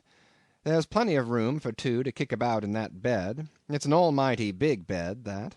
Why, afore we give it up, Sal used to put our Sam and little Johnny in the foot of it. But I got a dreaming and sprawling about one night, and somehow Sam got pitched on the floor, and came near breaking his arm. After that, Sal said it wouldn't do. Come along here, I'll give you a glim in a jiffy. And so saying, he lighted a candle and held it towards me, offering to lead the way. But I stood irresolute, when looking at a clock in the corner, he exclaimed, I vomit Sunday. You won't see that harpooneer tonight. He's come to anchor somewhere. Come along, then. Do come, won't you come? I considered the matter a moment, and then upstairs we went, and I was ushered into a small room, cold as a clam, and furnished, sure enough, with a prodigious bed, almost big enough, indeed, for any 4 harpooneers to sleep abreast. There, said the landlord, placing the candle on a crazy old sea-chest that did double duty as a washstand and centre table. There, make yourself comfortable now, and good night to ye. I turned round from eyeing the bed, but he had disappeared. Folding back the counterpane, I stood over the bed. Though none of the most elegant, it yet stood the scrutiny tolerable well. I then glanced round the room, and besides the bedstead and centre table, could see no other furniture belonging to the place, but a rude shelf, the four walls, and a papered fireboard representing a man striking a whale. Of things not properly belonging to the room, there was a hammock lashed up and thrown upon the floor in one corner, also a large seaman's bag containing the harpooneer's wardrobe, no doubt in lieu of a land trunk. Likewise there was a parcel of outlandish bone fish-hooks on the shelf over the fireplace, and a tall harpoon standing at the head of the bed. But what is this on the chest? I took it up, and held it close to the light, and felt it, and smelt it, and tried every way possible to arrive at some satisfactory conclusion concerning it. I can compare it to nothing but a large door-mat, ornamented at the edges with little tinkling tags, something like the stained porcupine quills round an Indian moccasin. There was a hole or slit in the middle of this mat, as you see the same in South American ponchos. But could it be possible that any sober harpooneer could get into a door-mat and parade the streets of any Christian town in that sort of guise? I put it on to try it, and it weighed me down like a hamper, being uncommonly shaggy and thick, and I thought a little damp, as though this mysterious harpooneer had been wearing it of a rainy day. I went up to it in a bit of glass stuck against the wall, and I never saw such a sight in my life. I tore myself out of it in such a hurry that I gave myself a kink in the neck. I sat down on the side of the bed and commenced thinking about this head-peddling harpooneer and his door-mat. After thinking some time on the bedside, I got up and took off my monkey jacket, and then stood in the middle of the room thinking. Then I took off my coat and thought a little more in my shirt sleeves. But beginning to feel very cold now, half undressed as I was, and remembering what the landlord said about the harpooneer's not coming home at all that night, it being so very late, I made no more ado, but jumped out of my pantaloons and boots, and then blowing out the light, tumbled into bed, and commended myself to the care of Heaven. Whether that mattress was stuffed with corn cobs or broken crockery, there is no telling, but I rolled about a good deal, and could not sleep for a long time. At last I slid off into a light doze, and had pretty nearly made a good offing towards the land of Nod, when I heard a heavy footfall in the passage, and saw a glimmer of light come into the room from under the door. Lord save me, thinks I, that must be the harpooneer, the infernal head peddler. But I lay perfectly still, and resolved not to say a word till spoken to. Holding a light in one hand, and that identical New Zealand head in the other, the stranger entered the room, and without looking towards the bed, placed his candle a good way off from me on the floor in one corner, and then began working away at the knotted cords of the large bag I before spoke of as being in the room. I was all eagerness to see his face, but he kept it averted for some time while employed in unlacing the bag's mouth. This accomplished, however, he turned round, when, good heavens, what a sight! Such a face! It was of a dark purplish yellow colour, here and there stuck over with large blackish looking squares. Yes, it's just as I thought, he's a terrible bedfellow. He's been in a fight, got dreadfully cut, and here he is just from the surgeon. But at that moment he chanced to turn his face so towards the light that I plainly saw they could not be sticking plasters at all, those black squares on his cheeks. They were stains of some sort or other. At first I knew not what to make of this, but soon an inkling of the truth occurred to me. I remembered a story of a white man, a whaleman too, who falling among the cannibals had been tattooed by them. I concluded that this harpooneer in the course of his distant voyages must have met with a similar adventure. And what is it, thought I, after all? It's only his outside. A man can be honest in any sort of skin. But then what to make of his unearthly complexion? That part of it, I mean, lying round about and completely independent of the squares of tattooing. To be sure, it might be nothing but a good coat of tropical tanning, but I never heard of a hot sun tanning a white man into a purplish yellow one. However, I had never been in the South Seas, and perhaps the sun there produced these extraordinary effects upon the skin. Now, while all these ideas were passing through me like lightning, this harpooneer never noticed me at all. But after some difficulty, having opened his bag, he commenced fumbling in it, and presently pulled out a sort of a tomahawk, and a sealskin wallet with the hair on. Putting these on the old chest in the middle of the room, he then took the New Zealand head, a ghastly thing enough, and crammed it down into the bag. He now took off his hat, a new beaver hat, when I came nigh singing out with fresh surprise. There was no hair on his head, none to speak of at least, nothing but a small scalp knot twisted upon his forehead. His bald purplish head now looked for all the world like a mildewed skull. Had not the stranger stood between me and the door, I would have bolted out of it quicker than I ever bolted a dinner. Even as it was, I thought something of slipping out the window, but it was the second floor back. I am no coward, but what to make of this head-peddling purple rascal altogether passed my comprehension. Ignorance is the parent of fear, and being completely nonplussed and confounded about the stranger, I confessed I was now as much afraid of him as if it was the devil himself who had thus broken into my room in the dead of night. In fact, I was so afraid of him that I was not game enough just then to address him, and demand a satisfactory answer concerning what seemed inexplicable in him. Meanwhile he continued the business of undressing, and at last showed his chest and arms. As I live, these covered parts of him were checkered with the same squares as his face. His back, too, was all over the same dark squares. He seemed to have been in a 30 years' war, and just escaped from it with a sticking-plaster shirt. Still more, his very legs were marked as if a parcel of dark green frogs were running up the trunks of young palms.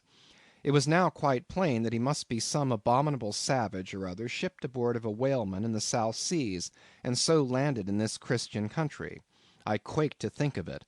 A peddler of heads, too; perhaps the heads of his own brothers. He might take a fancy to mine. Heavens, look at that tomahawk! But there was no time for shuddering, for now the savage went about something that completely fascinated my attention, and convinced me that he must indeed be a heathen. Going to his heavy grego, or rapall, or dreadnought, which he had previously hung on a chair, he fumbled in the pockets, and produced at length a curious little deformed image, with a hunch on its back, and exactly the colour of a 3 days old Congo baby.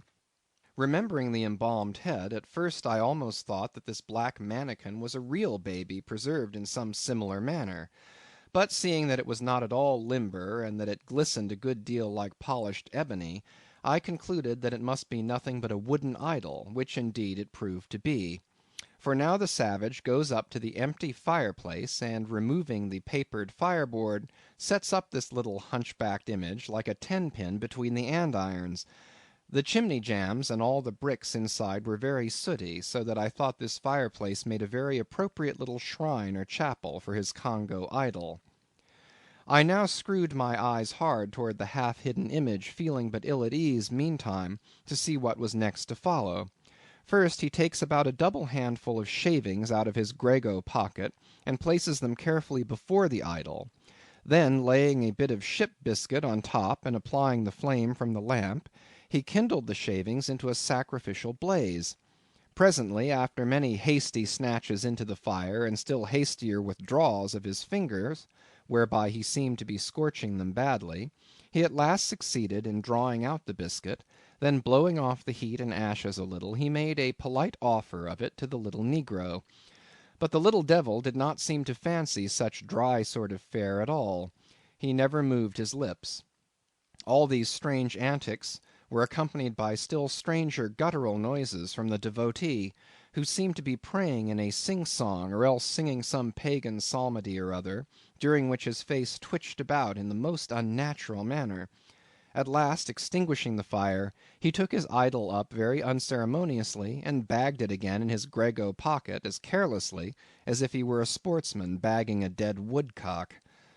All these queer proceedings increased my uncomfortableness, and seeing him now exhibiting strong symptoms of concluding his business operations and jumping into bed with me, I thought it was high time, now or never, before the light was put out, to break the spell in which I had so long been bound.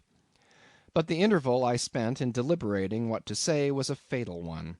Taking his tomahawk from the table, he examined the head of it for an instant, and then holding it to the light, with his mouth at the handle, he puffed out great clouds of tobacco smoke. The next moment the light was extinguished, and this wild cannibal, tomahawk between his teeth, sprang into bed with me. I sang out, I could not help it now, and giving a sudden grunt of astonishment, he began feeling me. Stammering out something, I knew not what, I rolled away from him against the wall, and then conjured him, whoever or whatever he might be, to keep quiet, and let me get up and light the lamp again. But his guttural responses satisfied me at once that he but ill comprehended my meaning. "Who a debbil you?" he said at last. "You no speaky, damn me, I kill ye." And so saying, the lighted tomahawk began flourishing about me in the dark. "Landlord, for God's sake, Peter Coffin!" shouted I. "Landlord! Watch! Coffin! Angels, save me!" "Speaky! Tell ye me who ye be, or damn me, I kill ye!" again growled the cannibal, while his horrid flourishings of the tomahawk scattered the hot tobacco ashes about me till I thought my linen would get on fire. But, thank heaven, at that moment the landlord came into the room, light in hand, and leaping from the bed, I ran up to him. "Don't be afraid now," said he, grinning again. "Queequeg here wouldn't harm a hair of your head." "Stop your grinning," shouted I. "And why didn't you tell me that that infernal harpooner was a cannibal?" "I thought you'd know it. Didn't I tell ye he was a peddling heads around town? But turn flukes again and go to sleep. Queequeg, look here. You sabby me, I sabby you. This man sleepy you. You sabby?" "Me sabby plenty," grunted Queequeg, puffing away at his pipe and sitting up in bed. "You getty in," he added, motioning to me with his tomahawk, and throwing the clothes to one side. He really did this in not only a civil, but really a kind and charitable way. I stood looking at him a moment. For all his tattooings, he was on the whole a clean, comely looking cannibal. What's all this fuss I have been making about, thought I to myself. The man's a human being just as I am. He has as much reason to fear me as I have to be afraid of him. Better sleep with a sober cannibal than a drunken Christian. "Landlord," said I, "tell him to stash his tomahawk there, or pipe, or whatever you call it. Tell him to stop smoking, in short, and I will turn in with him. But I don't fancy having a man smoking in bed with me. It's dangerous. Besides, I ain't insured." This being told to Queequeg, he at once complied, and again politely motioned me to get into bed, rolling over to one side as much to say, I won't touch a leg of you. "Good night, landlord," said I. "You may go." I turned in, and never slept better in my life. End of chapter 3.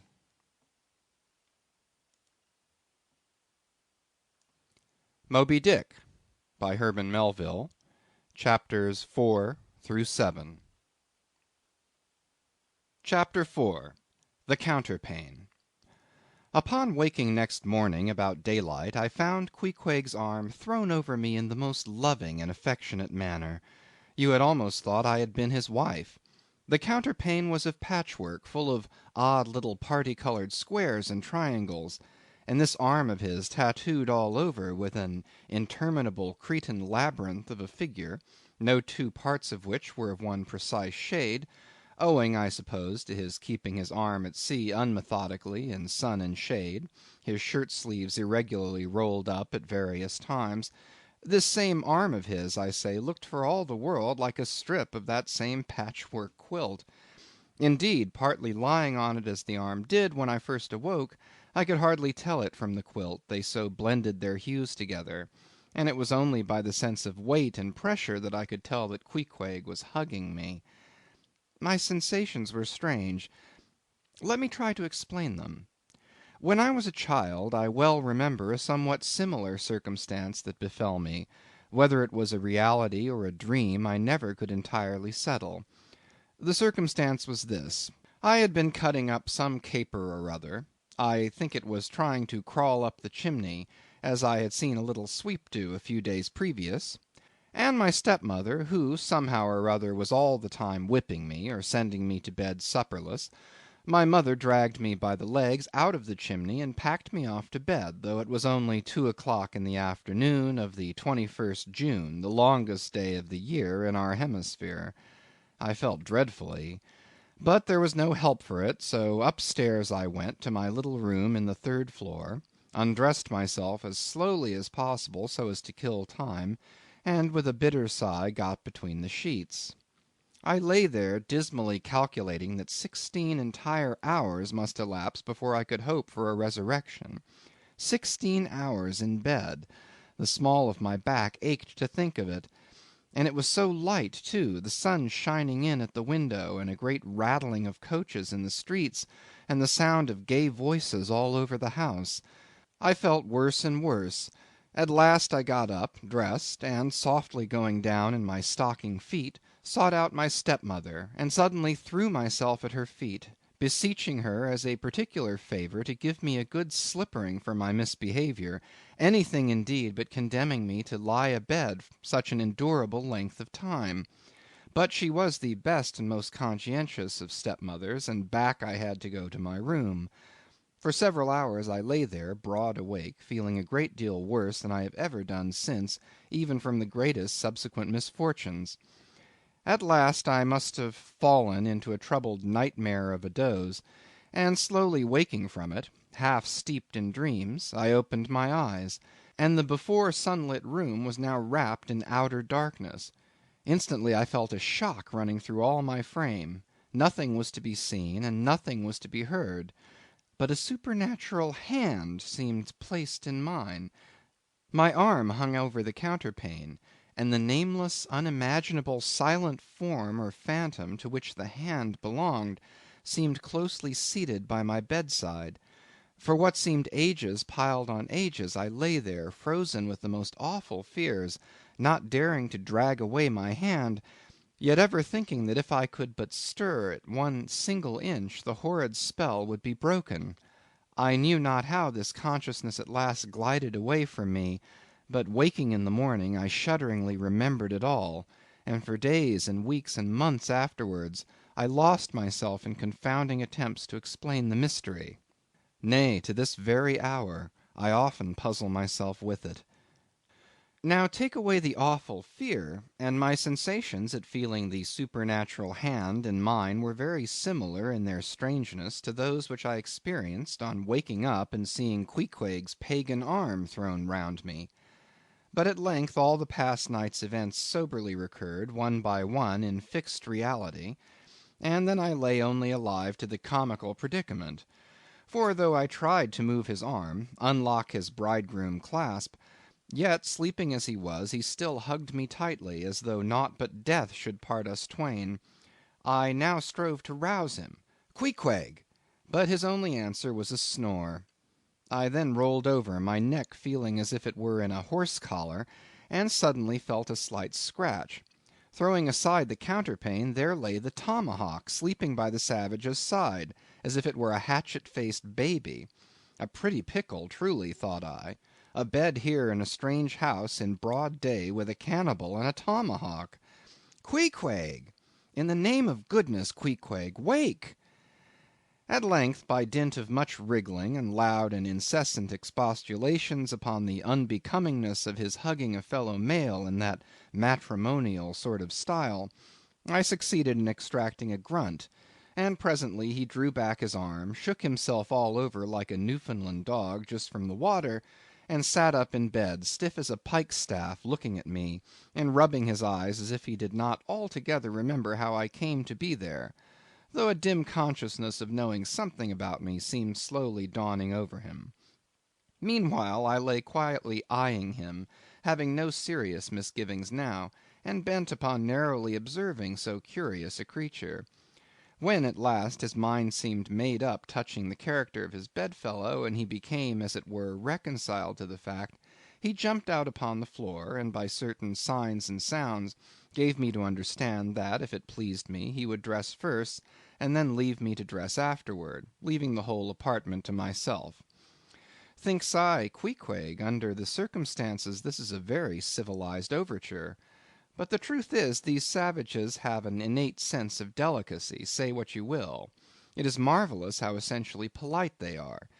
I pay this particular compliment to Queequeg, because he treated me with so much civility and consideration, while I was guilty of great rudeness, staring at him from the bed, and watching all of his toilette motions; for the time my curiosity getting the better of my breeding. Nevertheless, a man like Queequeg you don't see every day. He and his ways were well worth unusual regarding. He commenced dressing at top by donning his beaver hat, a very tall one, by the by, and then, still minus his trousers, he hunted up his boots. What under the heavens he did it for, I cannot tell, but his next movement was to crush himself, boots in hand and hat on, under the bed, when from sundry violent gaspings and strainings I inferred he was hard at work booting himself; though by no law of propriety that I ever heard of is any man required to be private when putting on his boots. But Queequeg, do you see, was a creature in the transition stage, neither caterpillar nor butterfly. He was just enough civilized to show off his outlandishness in the strangest possible manners. His education was not yet completed. He was an undergraduate. If he had not been a small degree civilized, he probably would not have troubled himself with boots at all; but then, if he had not been still a savage, he never would have dreamt of getting under the bed to put them on. At last he emerged with his hat very much dented and crushed down over his eyes, and began creaking and limping about the room, as if not being much accustomed to boots, his pair of damp, wrinkled, cowhide ones, probably not made to order either, rather pinched and tormented him at the first go off of a bitter cold morning.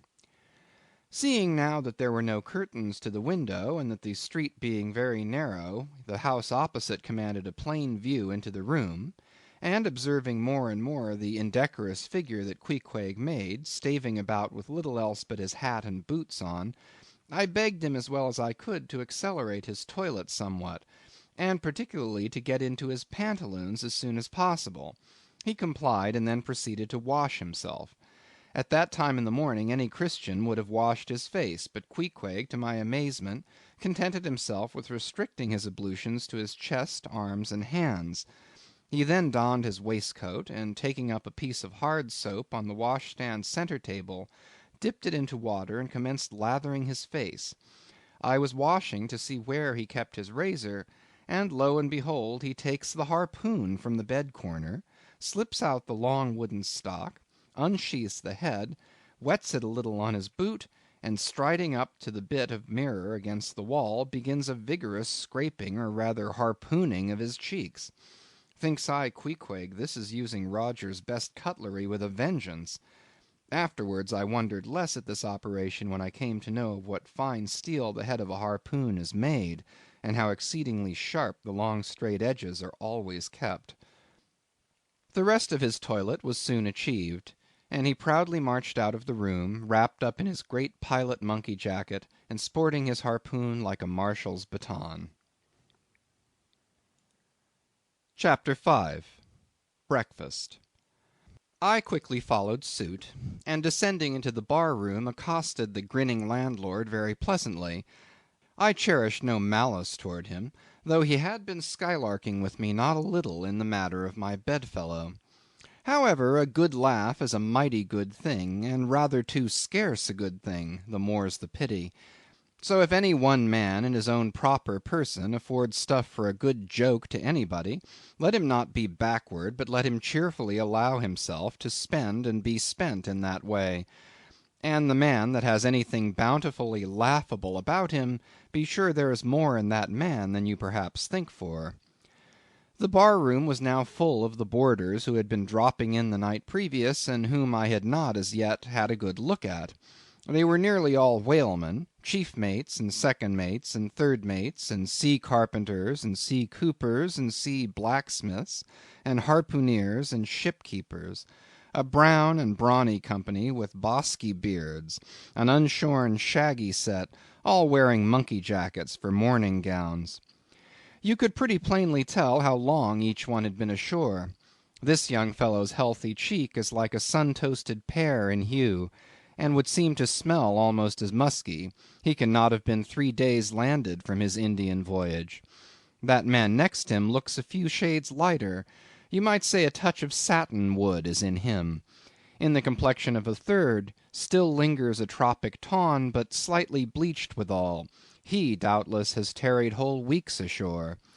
But who could show a cheek like Queequeg, which, barred with various tints, seemed, like the Andes' western slope, to show forth in one array contrasting climates, zone by zone. "Grub, ho!" now cried the landlord, flinging open a door, and in we went to breakfast. They say that men who have seen the world thereby become quite at ease in manner, quite self-possessed in company. Not always, though. Ledyard, the great New England traveller, and Mungo Park, the Scotch one, of all men they possess the least assurance in the parlour.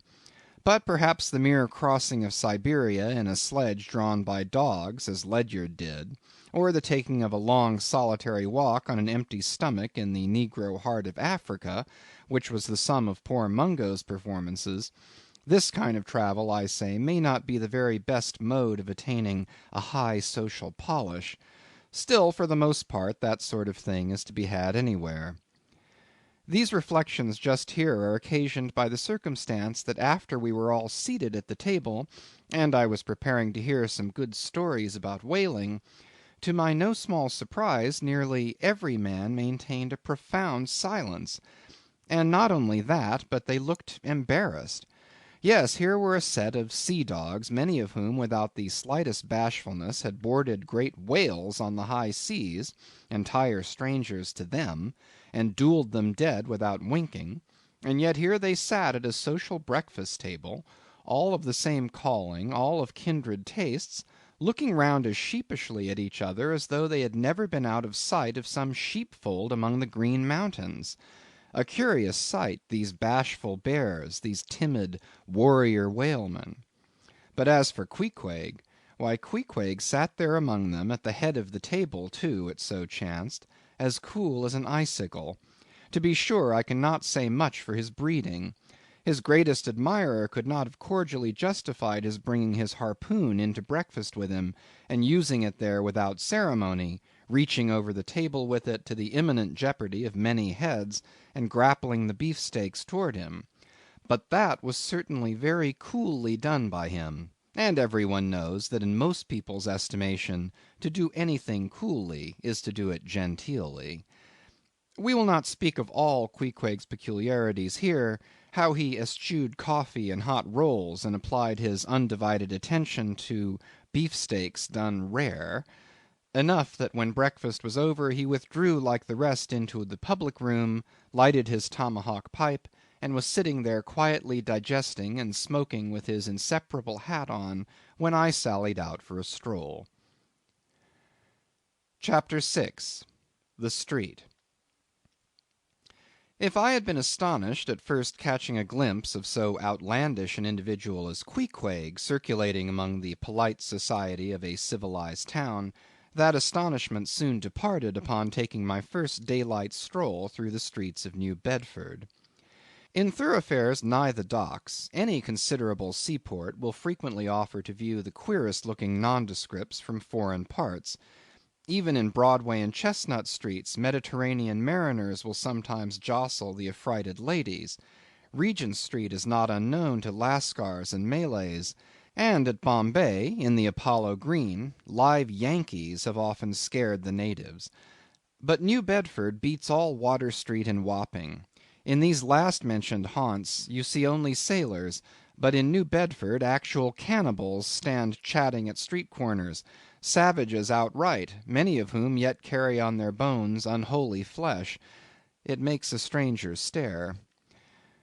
But besides the Fijians, Tonga-Tabouars, Arromangoans, Panangians, and Brigians, and besides the wild specimens of the whaling craft which unheeded reel about the streets, you will see other sights still more curious, certainly more comical. There weekly arrive in this town scores of green Vermonters and New Hampshiremen, all athirst for gain and glory in the fishery. They are mostly young, of stalwart frames, fellows who have felled forests, and now seek to drop the axe and snatch the whale lance. Many are as green as the Green Mountains whence they came. In some things you would think them but a few hours old. Look there, that chap strutting round the corner. He wears a beaver hat and swallow tailed coat, girdled with a sailor belt and sheath knife. Here comes another with a southwester and a bombazine cloak. No town-bred dandy will compare with a country-bred one. I mean a downright bumpkin dandy. A fellow that, in the dog days, will mow his 2 acres in buckskin gloves for fear of tanning his hands. Now, when a country dandy like this takes it into his head to make a distinguished reputation, and joins the great whale fishery, you should see the comical things he does upon reaching the seaport. In bespeaking his sea outfit, he orders bell-buttons to his waistcoats, straps to his canvas trousers. Ah, poor hayseed, how bitterly will burst those straps in the first howling gale, when thou art driven, straps, button, and all, down the throat of the tempest. But think not that this famous town has only harpooneers, cannibals, and bumpkins to show her visitors. Not at all. Still New Bedford is a queer place. Had it not been for us whalemen, that tract of land would this day perhaps have been in as howling condition as the coast of Labrador. As it is, parts of her back country are enough to frighten one, they look so bony. The town itself is perhaps the dearest place to live in all New England. It is a land of oil, true enough, but not like Canaan; a land also of corn and wine. The streets do not run with milk, nor in the springtime do they pave them with fresh eggs. Yet, in spite of this, nowhere in all America will you find more patrician-like houses, parks and gardens more opulent, than in New Bedford. Whence came they? How planted upon this once scraggy scoria of a country? Go and gaze upon the iron emblematical harpoons round yonder lofty mansion, and your question will be answered. Yes, all these brave houses and flowery gardens came from the Atlantic, Pacific, and Indian Ocean. One and all, they were harpooned and dragged up hither from the bottom of the sea. Can Herr Alexander perform a feat like that? In New Bedford, fathers, they say, give whales for dowers to their daughters, and portion off their nieces with a few porpoises apiece. You must go to New Bedford to see a brilliant wedding, for they say they have reservoirs of oil in every house, and every night recklessly burn their lengths in spermaceti candles. In summer time the town is sweet to see, full of fine maples, long avenues of green and gold; and in August, high in air, the beautiful and bountiful horse-chestnuts, candelabra-wise, proffer the passer-by their tapering upright cones of congregated blossoms. So omnipotent is art, which in many a district of New Bedford has superinduced bright terraces of flowers upon the barren refuse rocks thrown aside at creation's final day. And the women of New Bedford, they bloom like their own red roses. But roses only bloom in summer, whereas the fine carnation of their cheeks is perennial as sunlight in the seventh heavens. Elsewhere match that bloom of theirs ye cannot, save in Salem, where, they tell me, the young girls breathe such musk, their sailor sweethearts smell them miles off shore, as though they were drawing nigh the odorous Moluccas instead of the puritanic sands. Chapter 7. The Chapel. In this same New Bedford there stands a whaleman's chapel, and few are the moody fishermen, shortly bound for the Indian Ocean or Pacific, who fail to make a Sunday visit to the spot. I am sure that I did not. Returning from my first morning stroll, I again sallied out upon this special errand. The sky had changed from clear, sunny cold to driving sleet and mist. Wrapping myself in my shaggy jacket of the cloth called bearskin, I fought my way against the stubborn storm. Entering, I found a small scattered congregation of sailors and sailors' wives and widows. A muffled silence reigned, only broken at times by the shrieks of the storm. Each silent worshipper seemed purposely sitting apart from the other, as if each silent grief were insular and incommunicable. The chaplain had not yet arrived, and there these silent islands of men and women sat steadfastly eyeing several marble tablets, with black borders masoned into the walls on either side of the pulpit. 3 of them ran something like the following, but I do not pretend to quote: Sacred to the memory of John Talbot, who at the age of 18 was lost overboard near the Isle of Desolation, off Patagonia, November 1st, 1836. This tablet is erected to his memory by his sister. Sacred to the memory of Robert Long, Willis Ellery, Nathan Coleman, Walter Canny, Seth Macy, and Samuel Gleig, forming one of the boat's crews of the ship Eliza, who were towed out of sight by a whale on the offshore ground in the Pacific, December 31st, 1839.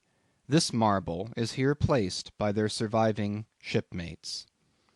Sacred to the memory of the late Captain Ezekiel Hardy, who, in the bows of his boat, was killed by a sperm whale on the coast of Japan, August 3rd, 1833. This tablet is erected to his memory by his widow.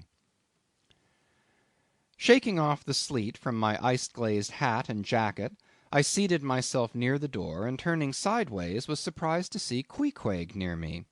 Affected by the solemnity of the scene, there was a wondering gaze of incredulous curiosity in his countenance. This savage was the only person present who seemed to notice my entrance, because he was the only one who could not read, and therefore was not reading those frigid inscriptions on the wall. Whether any of the relatives of the seamen whose names appeared there were now among the congregation, I knew not. But so many are the unrecorded accidents in the fishery, and so plainly did several women present wear the countenance, if not the trappings, of some unceasing grief, that I feel sure that here before me were assembled those, in whose unhealing hearts the sight of those bleak tablets sympathetically caused the old wounds to bleed afresh.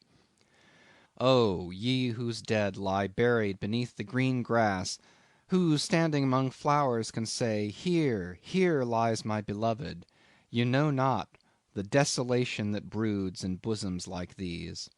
What bitter blanks in those black-bordered marbles which cover no ashes! What despair in those immovable inscriptions! What deadly voids and unbidden infidelities in the lines that seem to gnaw upon all faith, and refuse resurrections to the beings who have placelessly perished without a grave! As well might those tablets stand in the cave of Elephanta as here. In what census of living creatures the dead of mankind are included, why it is that a universal proverb says of them that they tell no tales, though containing more secrets than the Goodwin Sands; how it is that to his name who yesterday departed for the other world we prefix so significant and infidel a word, and yet do not thus entitle him if he but embarks for the remotest Indies of this living earth; why the life insurance companies pay death forfeitures upon immortals; in what eternal unstirring paralysis and deadly hopeless trance yet lies antique Adam who died 60 round centuries ago; how it is that we still refuse to be comforted for those who we nevertheless maintain are dwelling in unspeakable bliss; why all the living so strive to hush all the dead; wherefore but the rumour of a knocking in a tomb will terrify a whole city; all these things are not without their meanings. But faith, like a jackal, feeds among the tombs, and even from these dead doubts she gathers her most vital hope. It needs scarcely be told with what feelings on the eve of a Nantucket voyage I regarded those marble tablets, and by the murky light of that darkened doleful day read the fate of the whalemen who had gone before me. Yes, Ishmael, the same fate may be thine. But somehow I grew merry again. Delightful inducements to embark. Fine chance for promotion, it seems. Aye, a stove boat will make me an immortal by brevet. Yes, there is death in this business of whaling, a speechlessly quick, chaotic bundling of a man into eternity. But what then? Methinks we have hugely mistaken this matter of life and death. Methinks that what they call my shadow here on earth is my true substance. Methinks that in looking at things spiritual we are too much like oysters, observing the sun through the water, and thinking that thick water the thinnest of air. Methinks my body is but the lees of my better being. In fact, take my body who will. Take it, I say. It is not me. And therefore 3 cheers for Nantucket, and come a stove boat and stove body when they will, for stave my soul Jove himself cannot. End of chapters 4 through 7. Moby Dick, by Herman Melville, chapters 8 and 9. Chapter 8. The Pulpit. I had not been seated very long ere a man of a certain venerable robustness entered. Immediately as the storm-pelted door flew back upon admitting him, a quick, regardful eyeing of him by all of the congregation sufficiently attested that this fine old man was the chaplain. Yes, it was the famous Father Mapple, so called by the whalemen, among whom he was a very great favourite. He had been a sailor and a harpooner in his youth, but for many years past had dedicated his life to the ministry. At the time I now write of, Father Mapple was in the hardy winter of a healthy old age, that sort of old age which seems merging into a second flowering youth, for among all the fissures of his wrinkles there shone certain mild gleams of a newly developing bloom, the spring verdure peeping forth even beneath February's snow. No one having previously heard his history, could for the first time behold Father Mapple without the utmost interest, because there were certain engrafted clerical peculiarities about him, imputable to that adventurous maritime life he had led. When he entered, I observed that he carried no umbrella, and certainly had not come in his carriage, for his tarpaulin hat ran down with melting sleet, and his great pilot cloth jacket seemed almost to drag him to the floor with the weight of the water it had absorbed. However, hat and coat and overshoes were one by one removed, and hung up in a little space in an adjacent corner, when, arrayed in a decent suit, he quietly approached the pulpit. Like most old-fashioned pulpits, it was a very lofty one, and since a regular stairs to such a height would, by its long angle with the floor, seriously contract the already small area of the chapel, the architect, it seemed, had acted upon the hint of Father Mapple, and finished the pulpit without a stairs, substituting a perpendicular side ladder, like those used in mounting a ship from a boat at sea. The wife of a whaling captain had provided the chapel with a handsome pair of red worsted man-ropes for this ladder, which, being itself nicely headed and stained with a mahogany colour, the whole contrivance, considering what manner of chapel it was, seemed by no means in bad taste. Halting for an instant at the foot of the ladder, and with both hands grasping the ornamental knobs of the man-ropes, Father Mapple cast a look upwards, and then with a truly sailor-like but still reverential dexterity, hand over hand, mounted the steps as if ascending the main-top of his vessel. The perpendicular parts of this side ladder, as is usually the case with swinging ones, were of cloth-covered rope. Only the rounds were of wood, so that at every step there was a joint. At my first glimpse of the pulpit, it had not escaped me that however convenient for a ship, these joints in the present instance seemed unnecessary, for I was not prepared to see Father Mapple, after gaining the height, slowly turn round, and stooping over the pulpit, deliberately drag up the ladder step by step, till the whole was deposited within, leaving him impregnable in his little Quebec. I pondered some time without fully comprehending the reason for this. Father Mapple enjoyed such a wide reputation for sincerity and sanctity, that I could not suspect him of courting notoriety by any mere tricks of the stage. No, thought I, there must be some sober reason for this thing. Furthermore, it must symbolize something unseen. Can it be, then, that by that act of physical isolation he signifies his spiritual withdrawal for the time from all outward worldly ties and connections? Yes, for replenished with the meat and wine of the Word, to the faithful man of God this pulpit, I see, is a self-containing stronghold, a lofty Ehrenbreitstein, with a perennial well of water within the walls. But the side ladder was not the only strange feature of the place, borrowed from the chaplain's former seafarings. Between the marble cenotaphs on either hand of the pulpit, the wall which formed its back was adorned with a large painting representing a gallant ship beating against a terrible storm off a lee coast of black rocks and snowy breakers.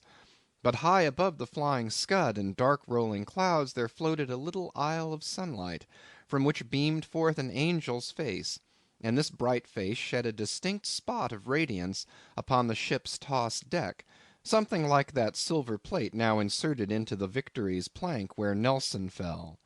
Ah, noble ship, the angel seemed to say, beat on, thou noble ship, and bear a hearty helm, for lo, the sun is breaking through, the clouds are rolling off, serenest azure is at hand.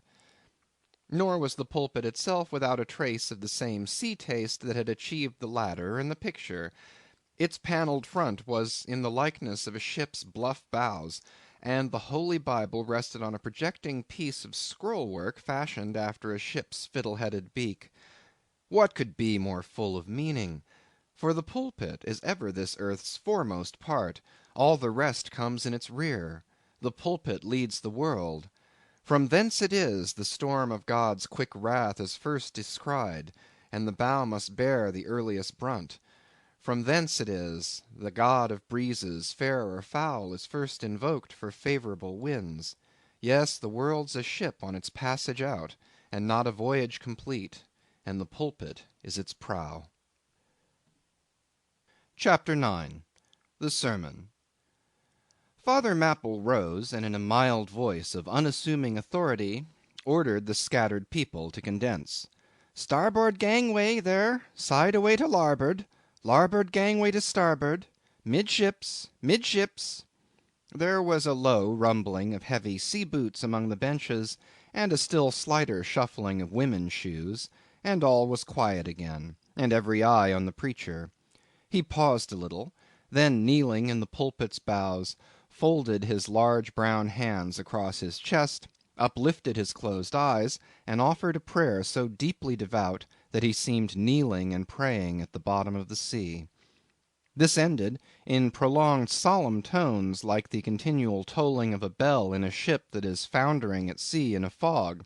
In such tones he commenced reading the following hymn, but changing his manner towards the concluding stanzas, burst forth with appealing exultation and joy. The ribs and terrors of the whale arched over me in dismal gloom, while all God's sunlit waves rolled by, and lift me deepening down to doom. I saw the opening maw of hell, with endless pains and sorrows there, which none but they that feel can tell. Oh, I was plunging to despair. In black distress I called my God, when I could scarce believe him mine. He bowed his ear to my complaints, no more the whale did me confine. With speed he flew to my relief, as on a radiant dolphin borne. Awful yet bright as lightning shone the face of my deliverer God. My song forever shall record that terrible, that joyful hour. I give the glory to my God, his all the mercy and the power. Nearly all joined in singing this hymn, which swelled high above the howling of the storm. A brief pause ensued. The preacher slowly turned over the leaves of the Bible, and at last, folding his hand down on the proper page, said, Beloved shipmates, clinch the last verse of the first chapter of Jonah. And God had prepared a great fish to swallow up Jonah. Shipmates, this book, containing only 4 chapters, 4 yarns, is one of the smallest strands in the mighty cable of the Scriptures. Yet what depths of the soul does Jonah's deep sea line sound? What a pregnant lesson to us is this prophet! What a noble thing is that canticle in the fish's belly! How billow-like and boisterously grand! We feel the flood surging over us, we sound with him to the kelpy bottom of the waters. Seaweed and all the slime of the sea is about us. But what is the lesson that this book of Jonah teaches? Shipmates, it is a 2-stranded lesson, a lesson to us all as sinful men, and a lesson to me as a pilot of the living God. As sinful men, it is a lesson to us all because it is the story of the sin, hard-heartedness, suddenly awakened fears, the swift punishment, repentance, prayers, and finally the deliverance and joy of Jonah. As with all sinners among men, the sin of this son of Amittai was in his wilful disobedience to the command of God. Never mind now what that command was or how conveyed, which he found a hard command. But all things that God would have us do are hard for us to do. Remember that. and hence he oftener commands us than endeavors to persuade. And if we obey God, we must disobey ourselves. And it is in this disobeying ourselves wherein the hardness of obeying God consists. With this sin of disobedience in him, Jonah still further flouts at God by seeking to flee from him. He thinks that a ship made by men will carry him into countries where God does not reign, but only the captains of this earth. He skulks about the wharves of Joppa, and seeks a ship that's bound for Tarshish. There lurks perhaps a hitherto unheeded meaning here. By all accounts Tarshish could have been no other city than the modern Cadiz. That's the opinion of learned men. And where is Cadiz, shipmates? Cadiz is in Spain, as far by water from Joppa as Jonah could possibly have sailed in those ancient days, when the Atlantic was an almost unknown sea, because Joppa, the modern Jaffa, shipmates, is on the most easterly coast of the Mediterranean, the Syrian, and Tarshish or Cadiz more than 2,000 miles to the westward from that, just outside the Straits of Gibraltar. See ye not then, shipmates, that Jonah sought to flee world-wide from God? Miserable man! Oh, most contemptible, and worthy of all scorn! With slouched hat and guilty eyes, skulking from his God, prowling among the shipping like a vile burglar hastening to cross the seas. So disordered, self-condemning in his look, that had there been policemen in those days, Jonah, on the mere suspicion of something wrong, had been arrested ere he touched a deck. How plainly he's a fugitive! No baggage, not a hat-box, valise, or carpet-bag. No friends accompany him to the wharf with their adieus.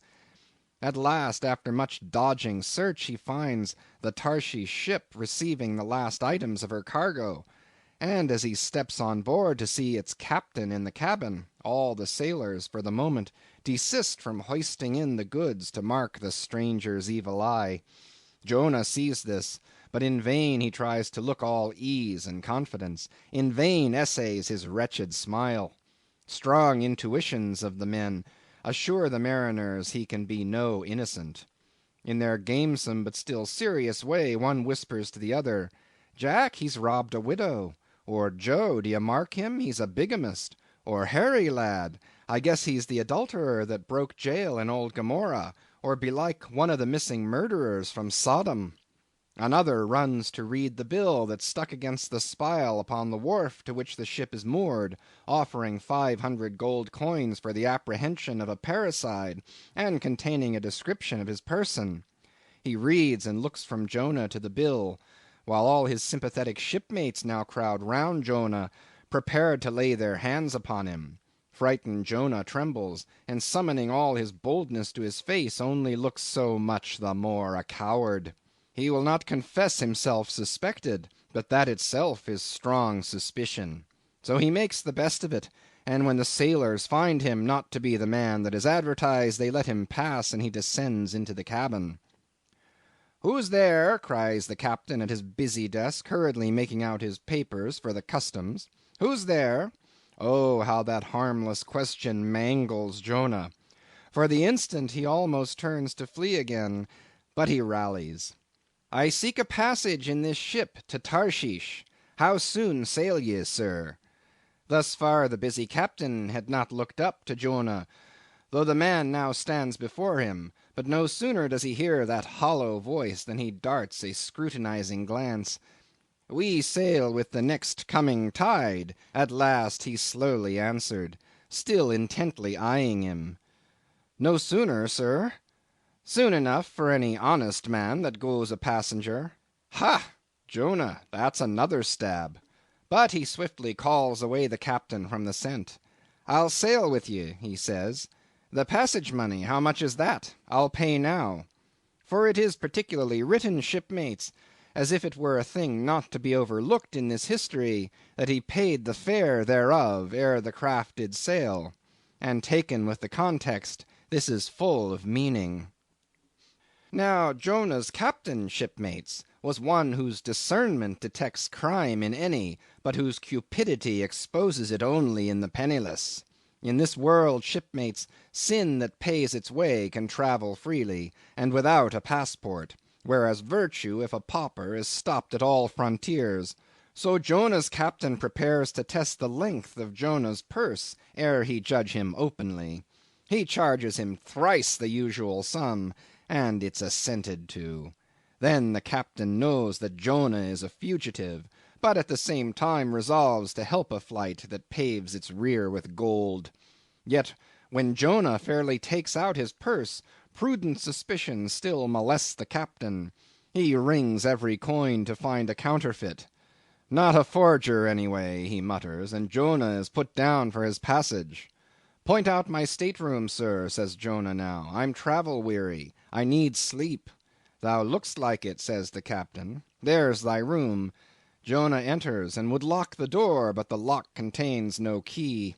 Hearing him foolishly fumbling there, the captain laughs slowly to himself, and mutters something about the doors of convicts' cells being never allowed to be locked within. All dressed and dusty as he is, Jonah throws himself into his berth, and finds the little stateroom ceiling almost resting on his forehead. The air is close, and Jonah gasps. Then, in that contracted hole, sunk too beneath the ship's waterline, Jonah feels the heralding presentiment of that stifling hour when the whale shall hold him in the smallest of his bowels' wards.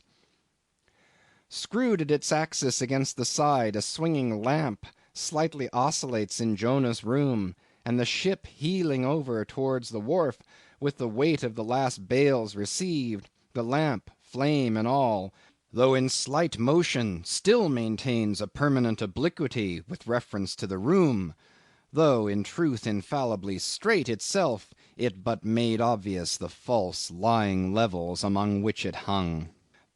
The lamp alarms and frightens Jonah, as lying in his berth his tormented eyes roll round the place, and this thus far successful fugitive finds no refuge for his restless glance. But that contradiction in the lamp more and more appalls him. The floor, the ceiling, and the side are all awry. Oh, so my conscience hangs in me, he groans, straight upwards so it burns, but the chambers of my soul are all in crookedness. Like one who after a night of drunken revelry hies to his bed, still reeling, but with conscience yet pricking him, as the plungings of the Roman racehorse but so much more strike his steel tags into him, as one who in that miserable plight still turns and turns in giddy anguish, praying God for annihilation until the fit be past, and at last amid the whirl of woe he feels a deep stupor steals over him, as over the man who bleeds to death, for conscience is the wound, and there's naught to stanch it. So after sore wrestlings in his berth, Jonah's prodigy of ponderous misery drags him drowning down to sleep.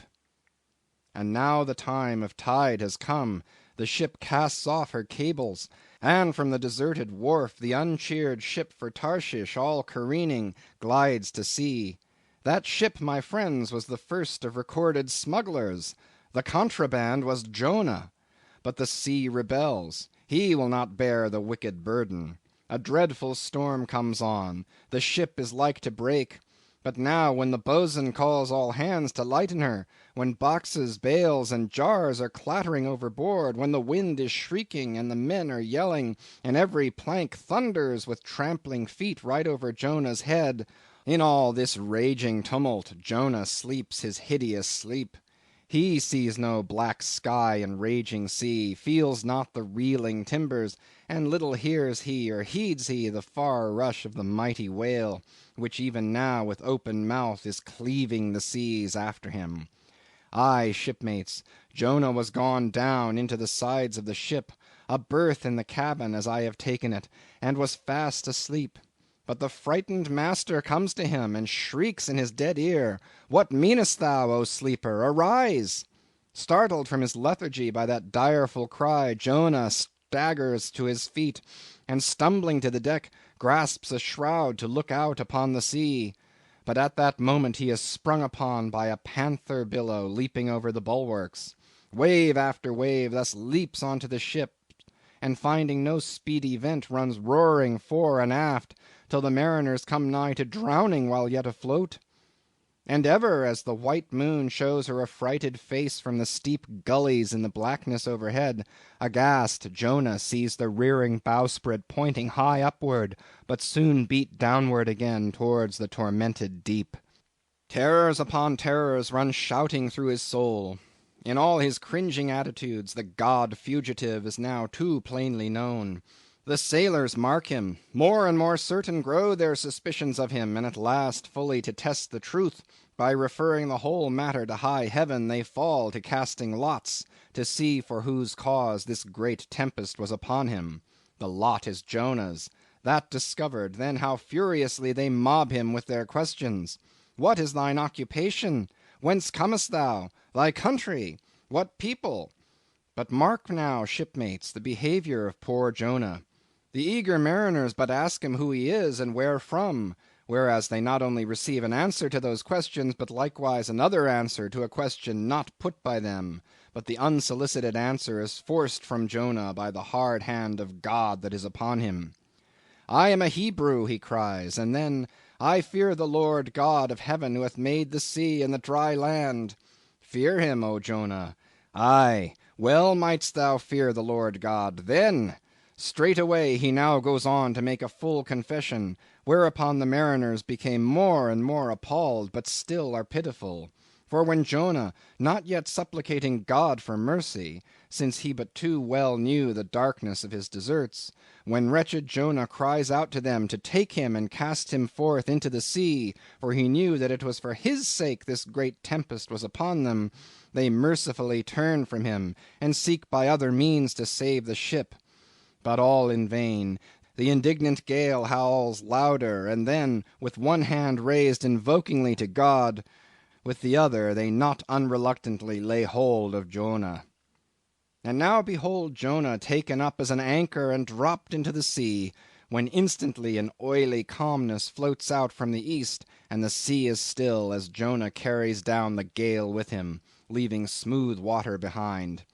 He goes down in a whirling heart of such a masterless commotion that he scarce heeds the moment when he drops seething into the yawning jaws awaiting him, and the whale shoots too all his ivory teeth, like so many white bolts upon his prison. Then Jonah prayed unto the Lord out of the fish's belly. But observe his prayer, and learn a weighty lesson. For sinful as he is, Jonah does not weep and wail for direct deliverance. He feels that his dreadful punishment is just. He leaves all his deliverance to God, contenting himself with this, that spite of all his pains and pangs he will still look towards his holy temple. And here, shipmates, is true and faithful repentance, not clamorous for pardon, but grateful for punishment. And how pleasing to God was this conduct in Jonah is shown in the eventual deliverance of him from the sea and the whale. Shipmates, I do not place Jonah before you to be copied for his sin, but I do place him before you as a model for repentance. Sin not, but if you do, take heed to repent of it like Jonah. While he was speaking these words, the howling of the shrieking, slanting storm without seemed to add new power to the preacher, who, when describing Jonah's sea storm, seemed tossed by a storm himself.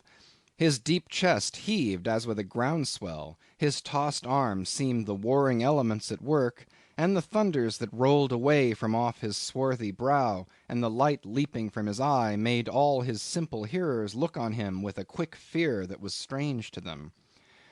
There now came a lull in his look as he silently turned over the leaves of the book once more, and at last, standing motionless, with closed eyes, for the moment seemed communing with God and himself. But again he leaned towards the people, and bowing his head lowly with an aspect of the deepest yet manliest humility, he spake these words. Shipmates, God has laid but one hand upon you. Both his hands press upon me. I have read ye by what murky light may be mine the lesson that Jonah teaches to all sinners, and therefore to you, and still more to me, for I am a greater sinner than you. And now how gladly would I come down from this masthead and sit on the hatches there where you sit, and listen as you listen, while some one of you reads me that other and more awful lesson which Jonah teaches to me as a pilot of the living God. How, being anointed pilot, prophet, or speaker of true things, and bidden by the Lord to sound those unwelcome truths in the ears of a wicked Nineveh, Jonah, appalled at the hostility he should raise, fled from his mission, and sought to escape his duty and his God by taking ship at Joppa. But God is everywhere. Tarshish he never reached. As we have seen, God came upon him in the whale, and swallowed him down to the living gulfs of doom, and with swift slantings tore him along into the midst of the seas, where the eddying depths sucked him 10,000 fathoms down, and the weeds were wrapped about his head, and all the watery world of woe bowled over him. Yet even then, beyond the reach of any plummet, out of the belly of hell, when the whale grounded upon the ocean's utmost bones, even then God heard the engulfed repenting prophet when he cried.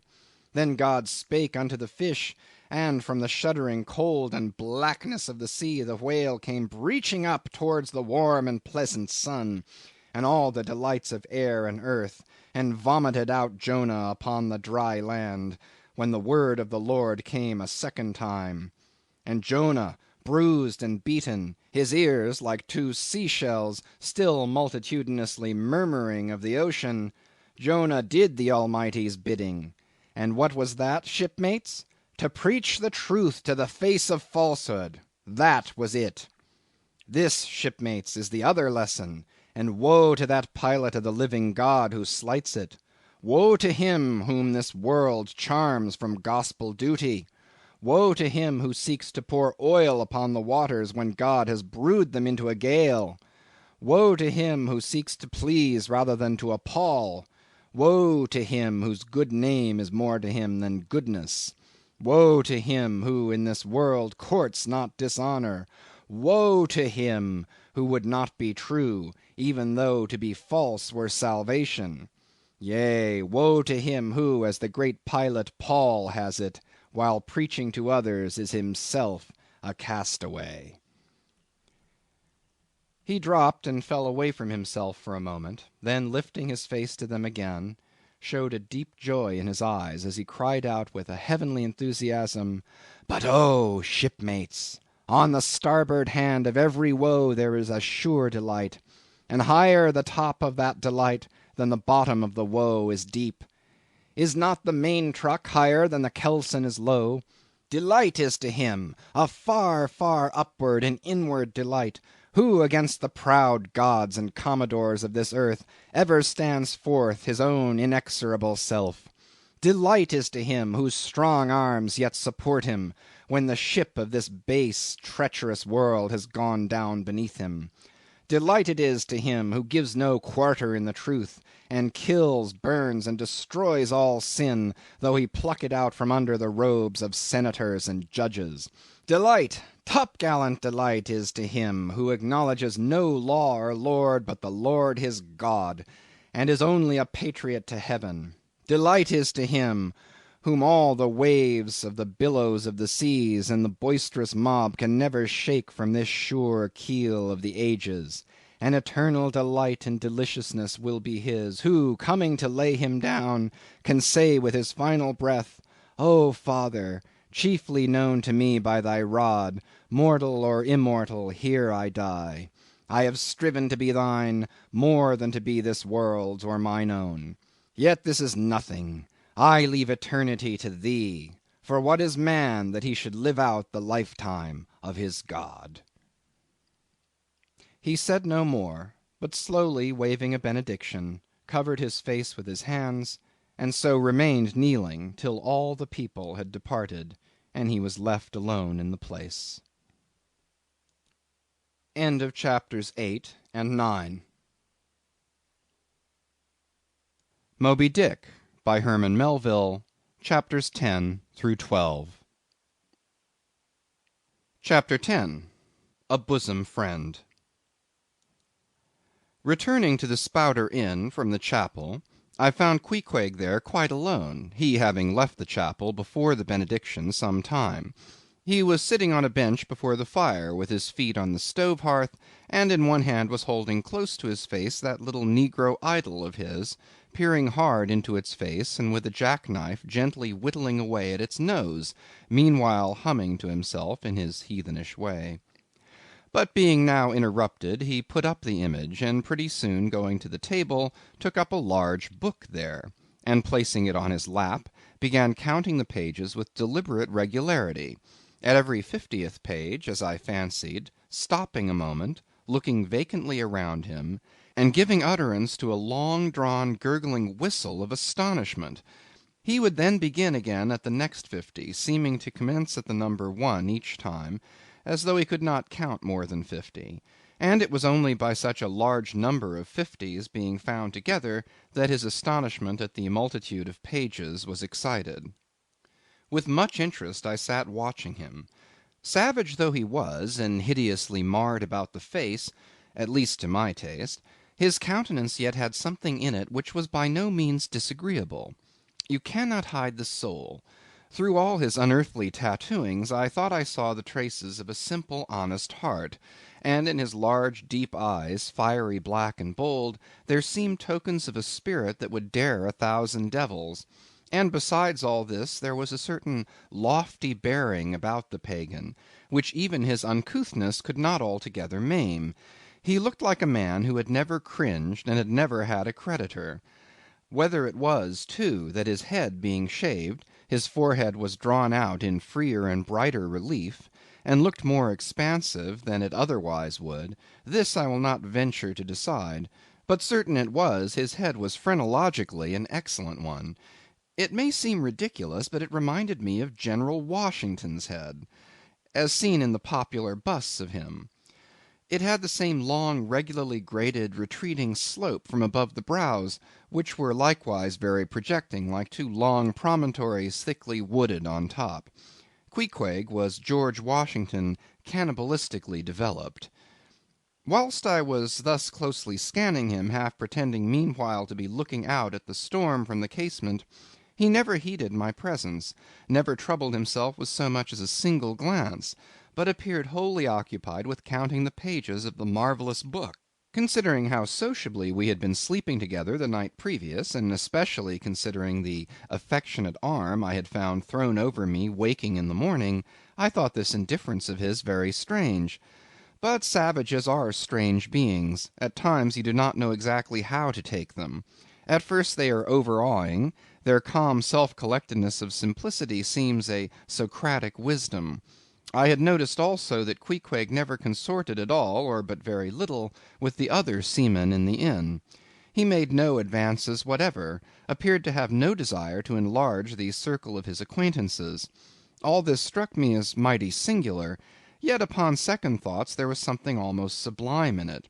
Here was a man some 20,000 miles from home, by way of Cape Horn that is, which was the only way he could get there, thrown among people as strange to him as though he were in the planet Jupiter, and yet he seemed entirely at his ease, preserving the utmost serenity, content with his own companionship, always equal to himself. Surely this was a touch of fine philosophy, though no doubt he had never heard there was such a thing as that. But perhaps, to be true philosophers, we mortals should not be conscious of so living or so striving. So soon as I hear that such and such a man gives himself out for a philosopher, I conclude that, like the dyspeptic old woman, he must have broken his digester. As I sat there in that now lonely room, the fire burning low in that mild stage when, after its first intensity has warmed the air, it then only glows to be looked at, the evening shades and phantoms gathering round the casements, and peering in upon us silent solitary twain, the storm booming without in solemn swells, I began to be sensible of strange feelings. I felt a melting in me. No more my splintered heart and maddened hand were turned against the wolfish world. This soothing savage had redeemed it. There he sat, his very indifference speaking a nature in which there lurked no civilized hypocrisies and bland deceits. Wild he was, a very sight of sights to see, yet I began to feel myself mysteriously drawn towards him, And those same things that would have repelled most others, they were the very magnets that thus drew me. I'll try a pagan friend, thought I, since Christian kindness has proved but hollow courtesy. I drew my bench near him, and made some friendly signs and hints, doing my best to talk with him meanwhile. At first he little noticed these advances, but presently, upon my referring to his last night's hospitalities, he made out to ask me whether we were again to be bedfellows. I told him yes, whereat I thought he looked pleased, perhaps a little complimented. We then turned over the book together, and I endeavored to explain to him the purpose of the printing, and the meaning of the few pictures that were in it. Thus I soon engaged his interest, and from that we went to jabbering the best we could about the various outer sights to be seen in this famous town. Soon I proposed a social smoke, and producing his pouch and tomahawk, he quietly offered me a puff. And then we sat exchanging puffs from that wild pipe of his, and keeping it regularly passing between us. If there yet lurked any ice of indifference toward me in the pagan's breast, this pleasant, genial smoke we had soon thawed it out, and left us cronies. He seemed to take to me quite as naturally and unbiddenly as I to him, and when our smoke was over, he pressed his forehead against mine, clasped me round the waist, and said that henceforth we were married, meaning, in his country's phrase, that we were bosom friends. He would gladly die for me, if the need should be. In a countryman, this sudden flame of friendship would have seemed far too premature, a thing to be much distrusted; but in this simple savage those old rules would not apply. After supper and another social chat and smoke, we went to our room together. He made me a present of his embalmed head, took out his enormous tobacco wallet, and groping under the tobacco, drew out some $30 in silver. Then spreading them on the table, and mechanically dividing them into two equal portions, pushed one of them toward me, and said it was mine. I was going to remonstrate, but he silenced me by pouring them into my trousers pockets. I let them stay. He then went about his evening prayers, took out his idol, and removed the paper fireboard.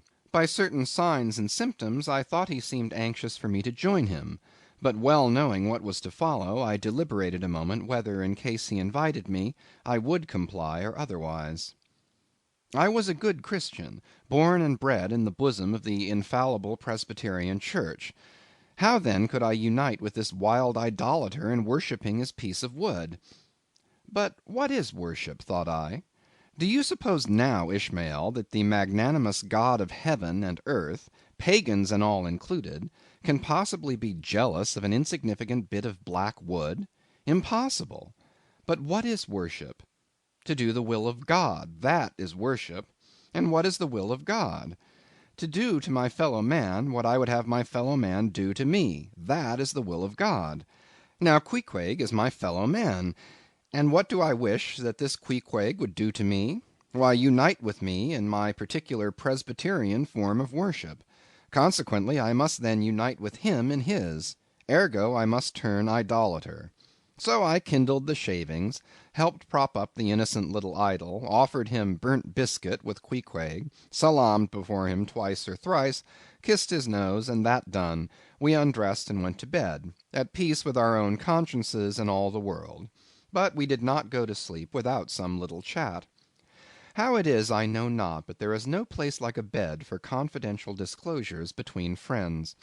Man and wife, they say, there open the very bottom of their souls to each other, and some old couples often lie and chat over old times till nearly morning. Thus, then, in our heart's honeymoon, lay I and Queequeg, a cosy, loving pair. Chapter 11. Nightgown.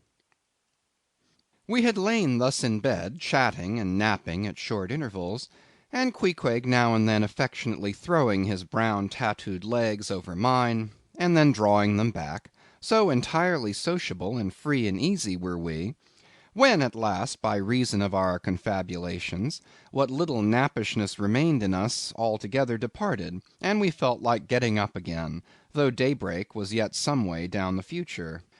Yes, we became very wakeful, so much so that our recumbent position began to grow wearisome, and by little and little we found ourselves sitting up, the clothes well tucked around us, leaning against the headboard with our 4 knees drawn up close together and our 2 noses bending over them, as if our knee pans were warming pans. We felt very nice and snug, the more so since it was so chilly out of doors. Indeed, out of bedclothes too, seeing that there was no fire in the room. The more so, I say, because truly to enjoy bodily warmth, some small part of you must be cold, for there is no quality in this world that is not what it is merely by contrast. Nothing exists in itself. If you flatter yourself that you are all over comfortable, and have been so for a long time, then you cannot be said to be comfortable any more. But if, like Queequeg and me in the bed, the tip of your nose or the crown of your head be slightly chilled, why then indeed in the general consciousness you feel most delightfully and unmistakably warm. For this reason a sleeping apartment should never be furnished with a fire, which is one of the luxurious discomforts of the rich. For the height of this sort of deliciousness is to have nothing but the blanket between you and your snugness and the cold of the outer air. Then there you lie like the one warm spark in the heart of an Arctic crystal. We had been sitting in this crouching manner for some time, when all at once I thought I would open my eyes; for when between sheets, whether by day or by night, and whether asleep or awake, I have a way of always keeping my eyes shut, in order the more to concentrate on the snugness of being in bed. Because no man can ever feel his own identity aright except his eyes be closed, as if darkness were indeed the proper element of our essences, though light be more congenial to our clayey part. Upon opening my eyes then, and coming out of my own pleasant and self-created darkness into the imposed and coarse outer gloom of the unilluminated 12 o'clock at night, I experienced a disagreeable revulsion. Nor did I at all object to the hint from Queequeg that perhaps it were best to strike a light, seeing that we were so wide awake; and besides he felt a strong desire to have a few quiet puffs from his tomahawk. Be it said that though I had felt such a strong repugnance to his smoking in the bed the night before, yet see how elastic our stiff prejudices grow when love comes once to bend them. For now I like nothing better than to have Queequeg smoking by me, even in bed, because he seemed to be full of such serene household joy then. I no more felt unduly concerned for the landlord's policy of insurance. I was only alive to the condensed, confidential comfortableness of sharing a pipe and a blanket with a real friend. With our shaggy jackets drawn about our shoulders, we now passed the tomahawk from one to the other, till slowly there grew over us a blue hanging tester of smoke, illuminated by the flame of the new lit lamp. Whether it was that this undulating tester rolled the savage away to far distant scenes, I know not. But he now spoke of his native island, and eager to hear his history, I begged him to go on and tell it. He gladly complied.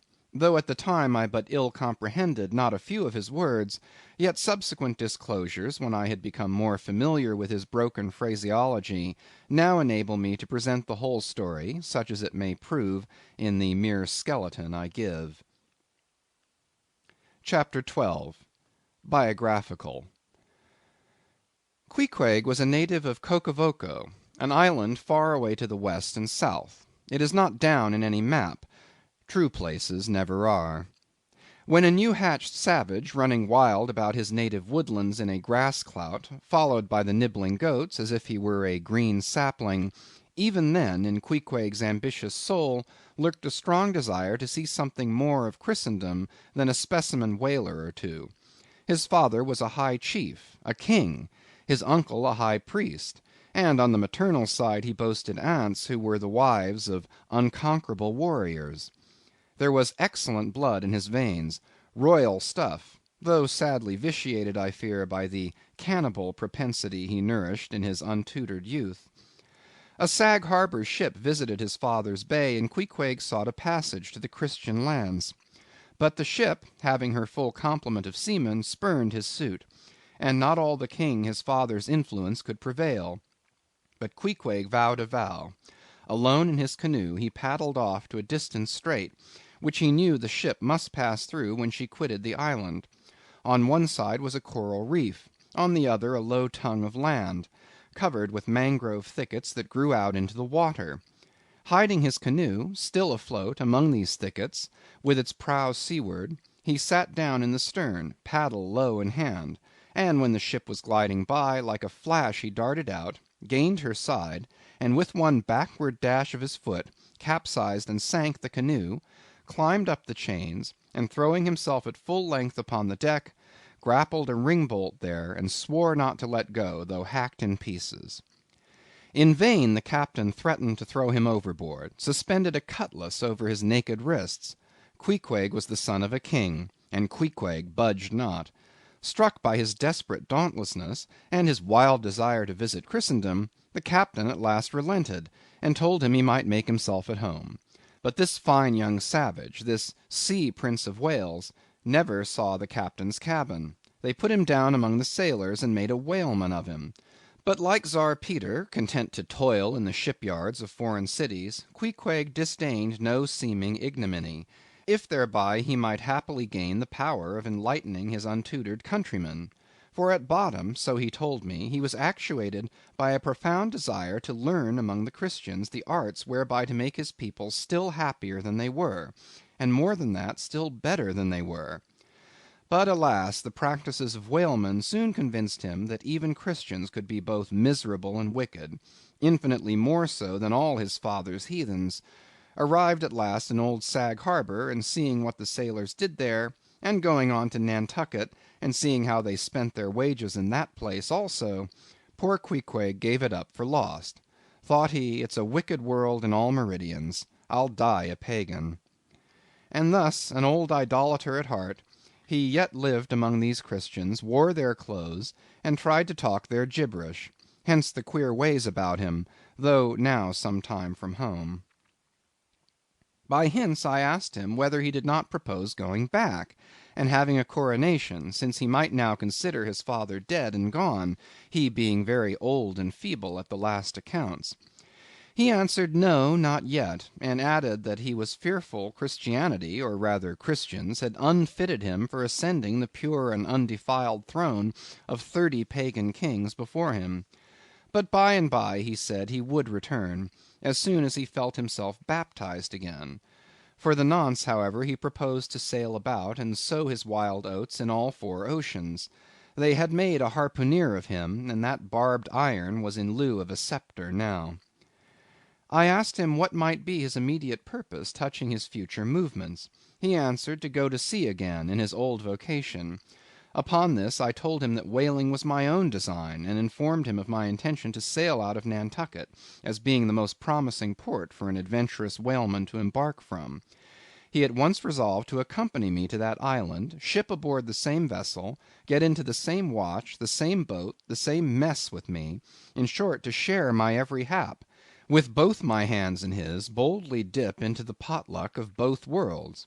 To all this I joyously assented, for besides the affection I now felt for Queequeg, he was an experienced harpooner, and as such could not fail to be of great usefulness to one who, like me, was wholly ignorant of the mysteries of whaling, though well acquainted with the sea, as known to merchant seamen.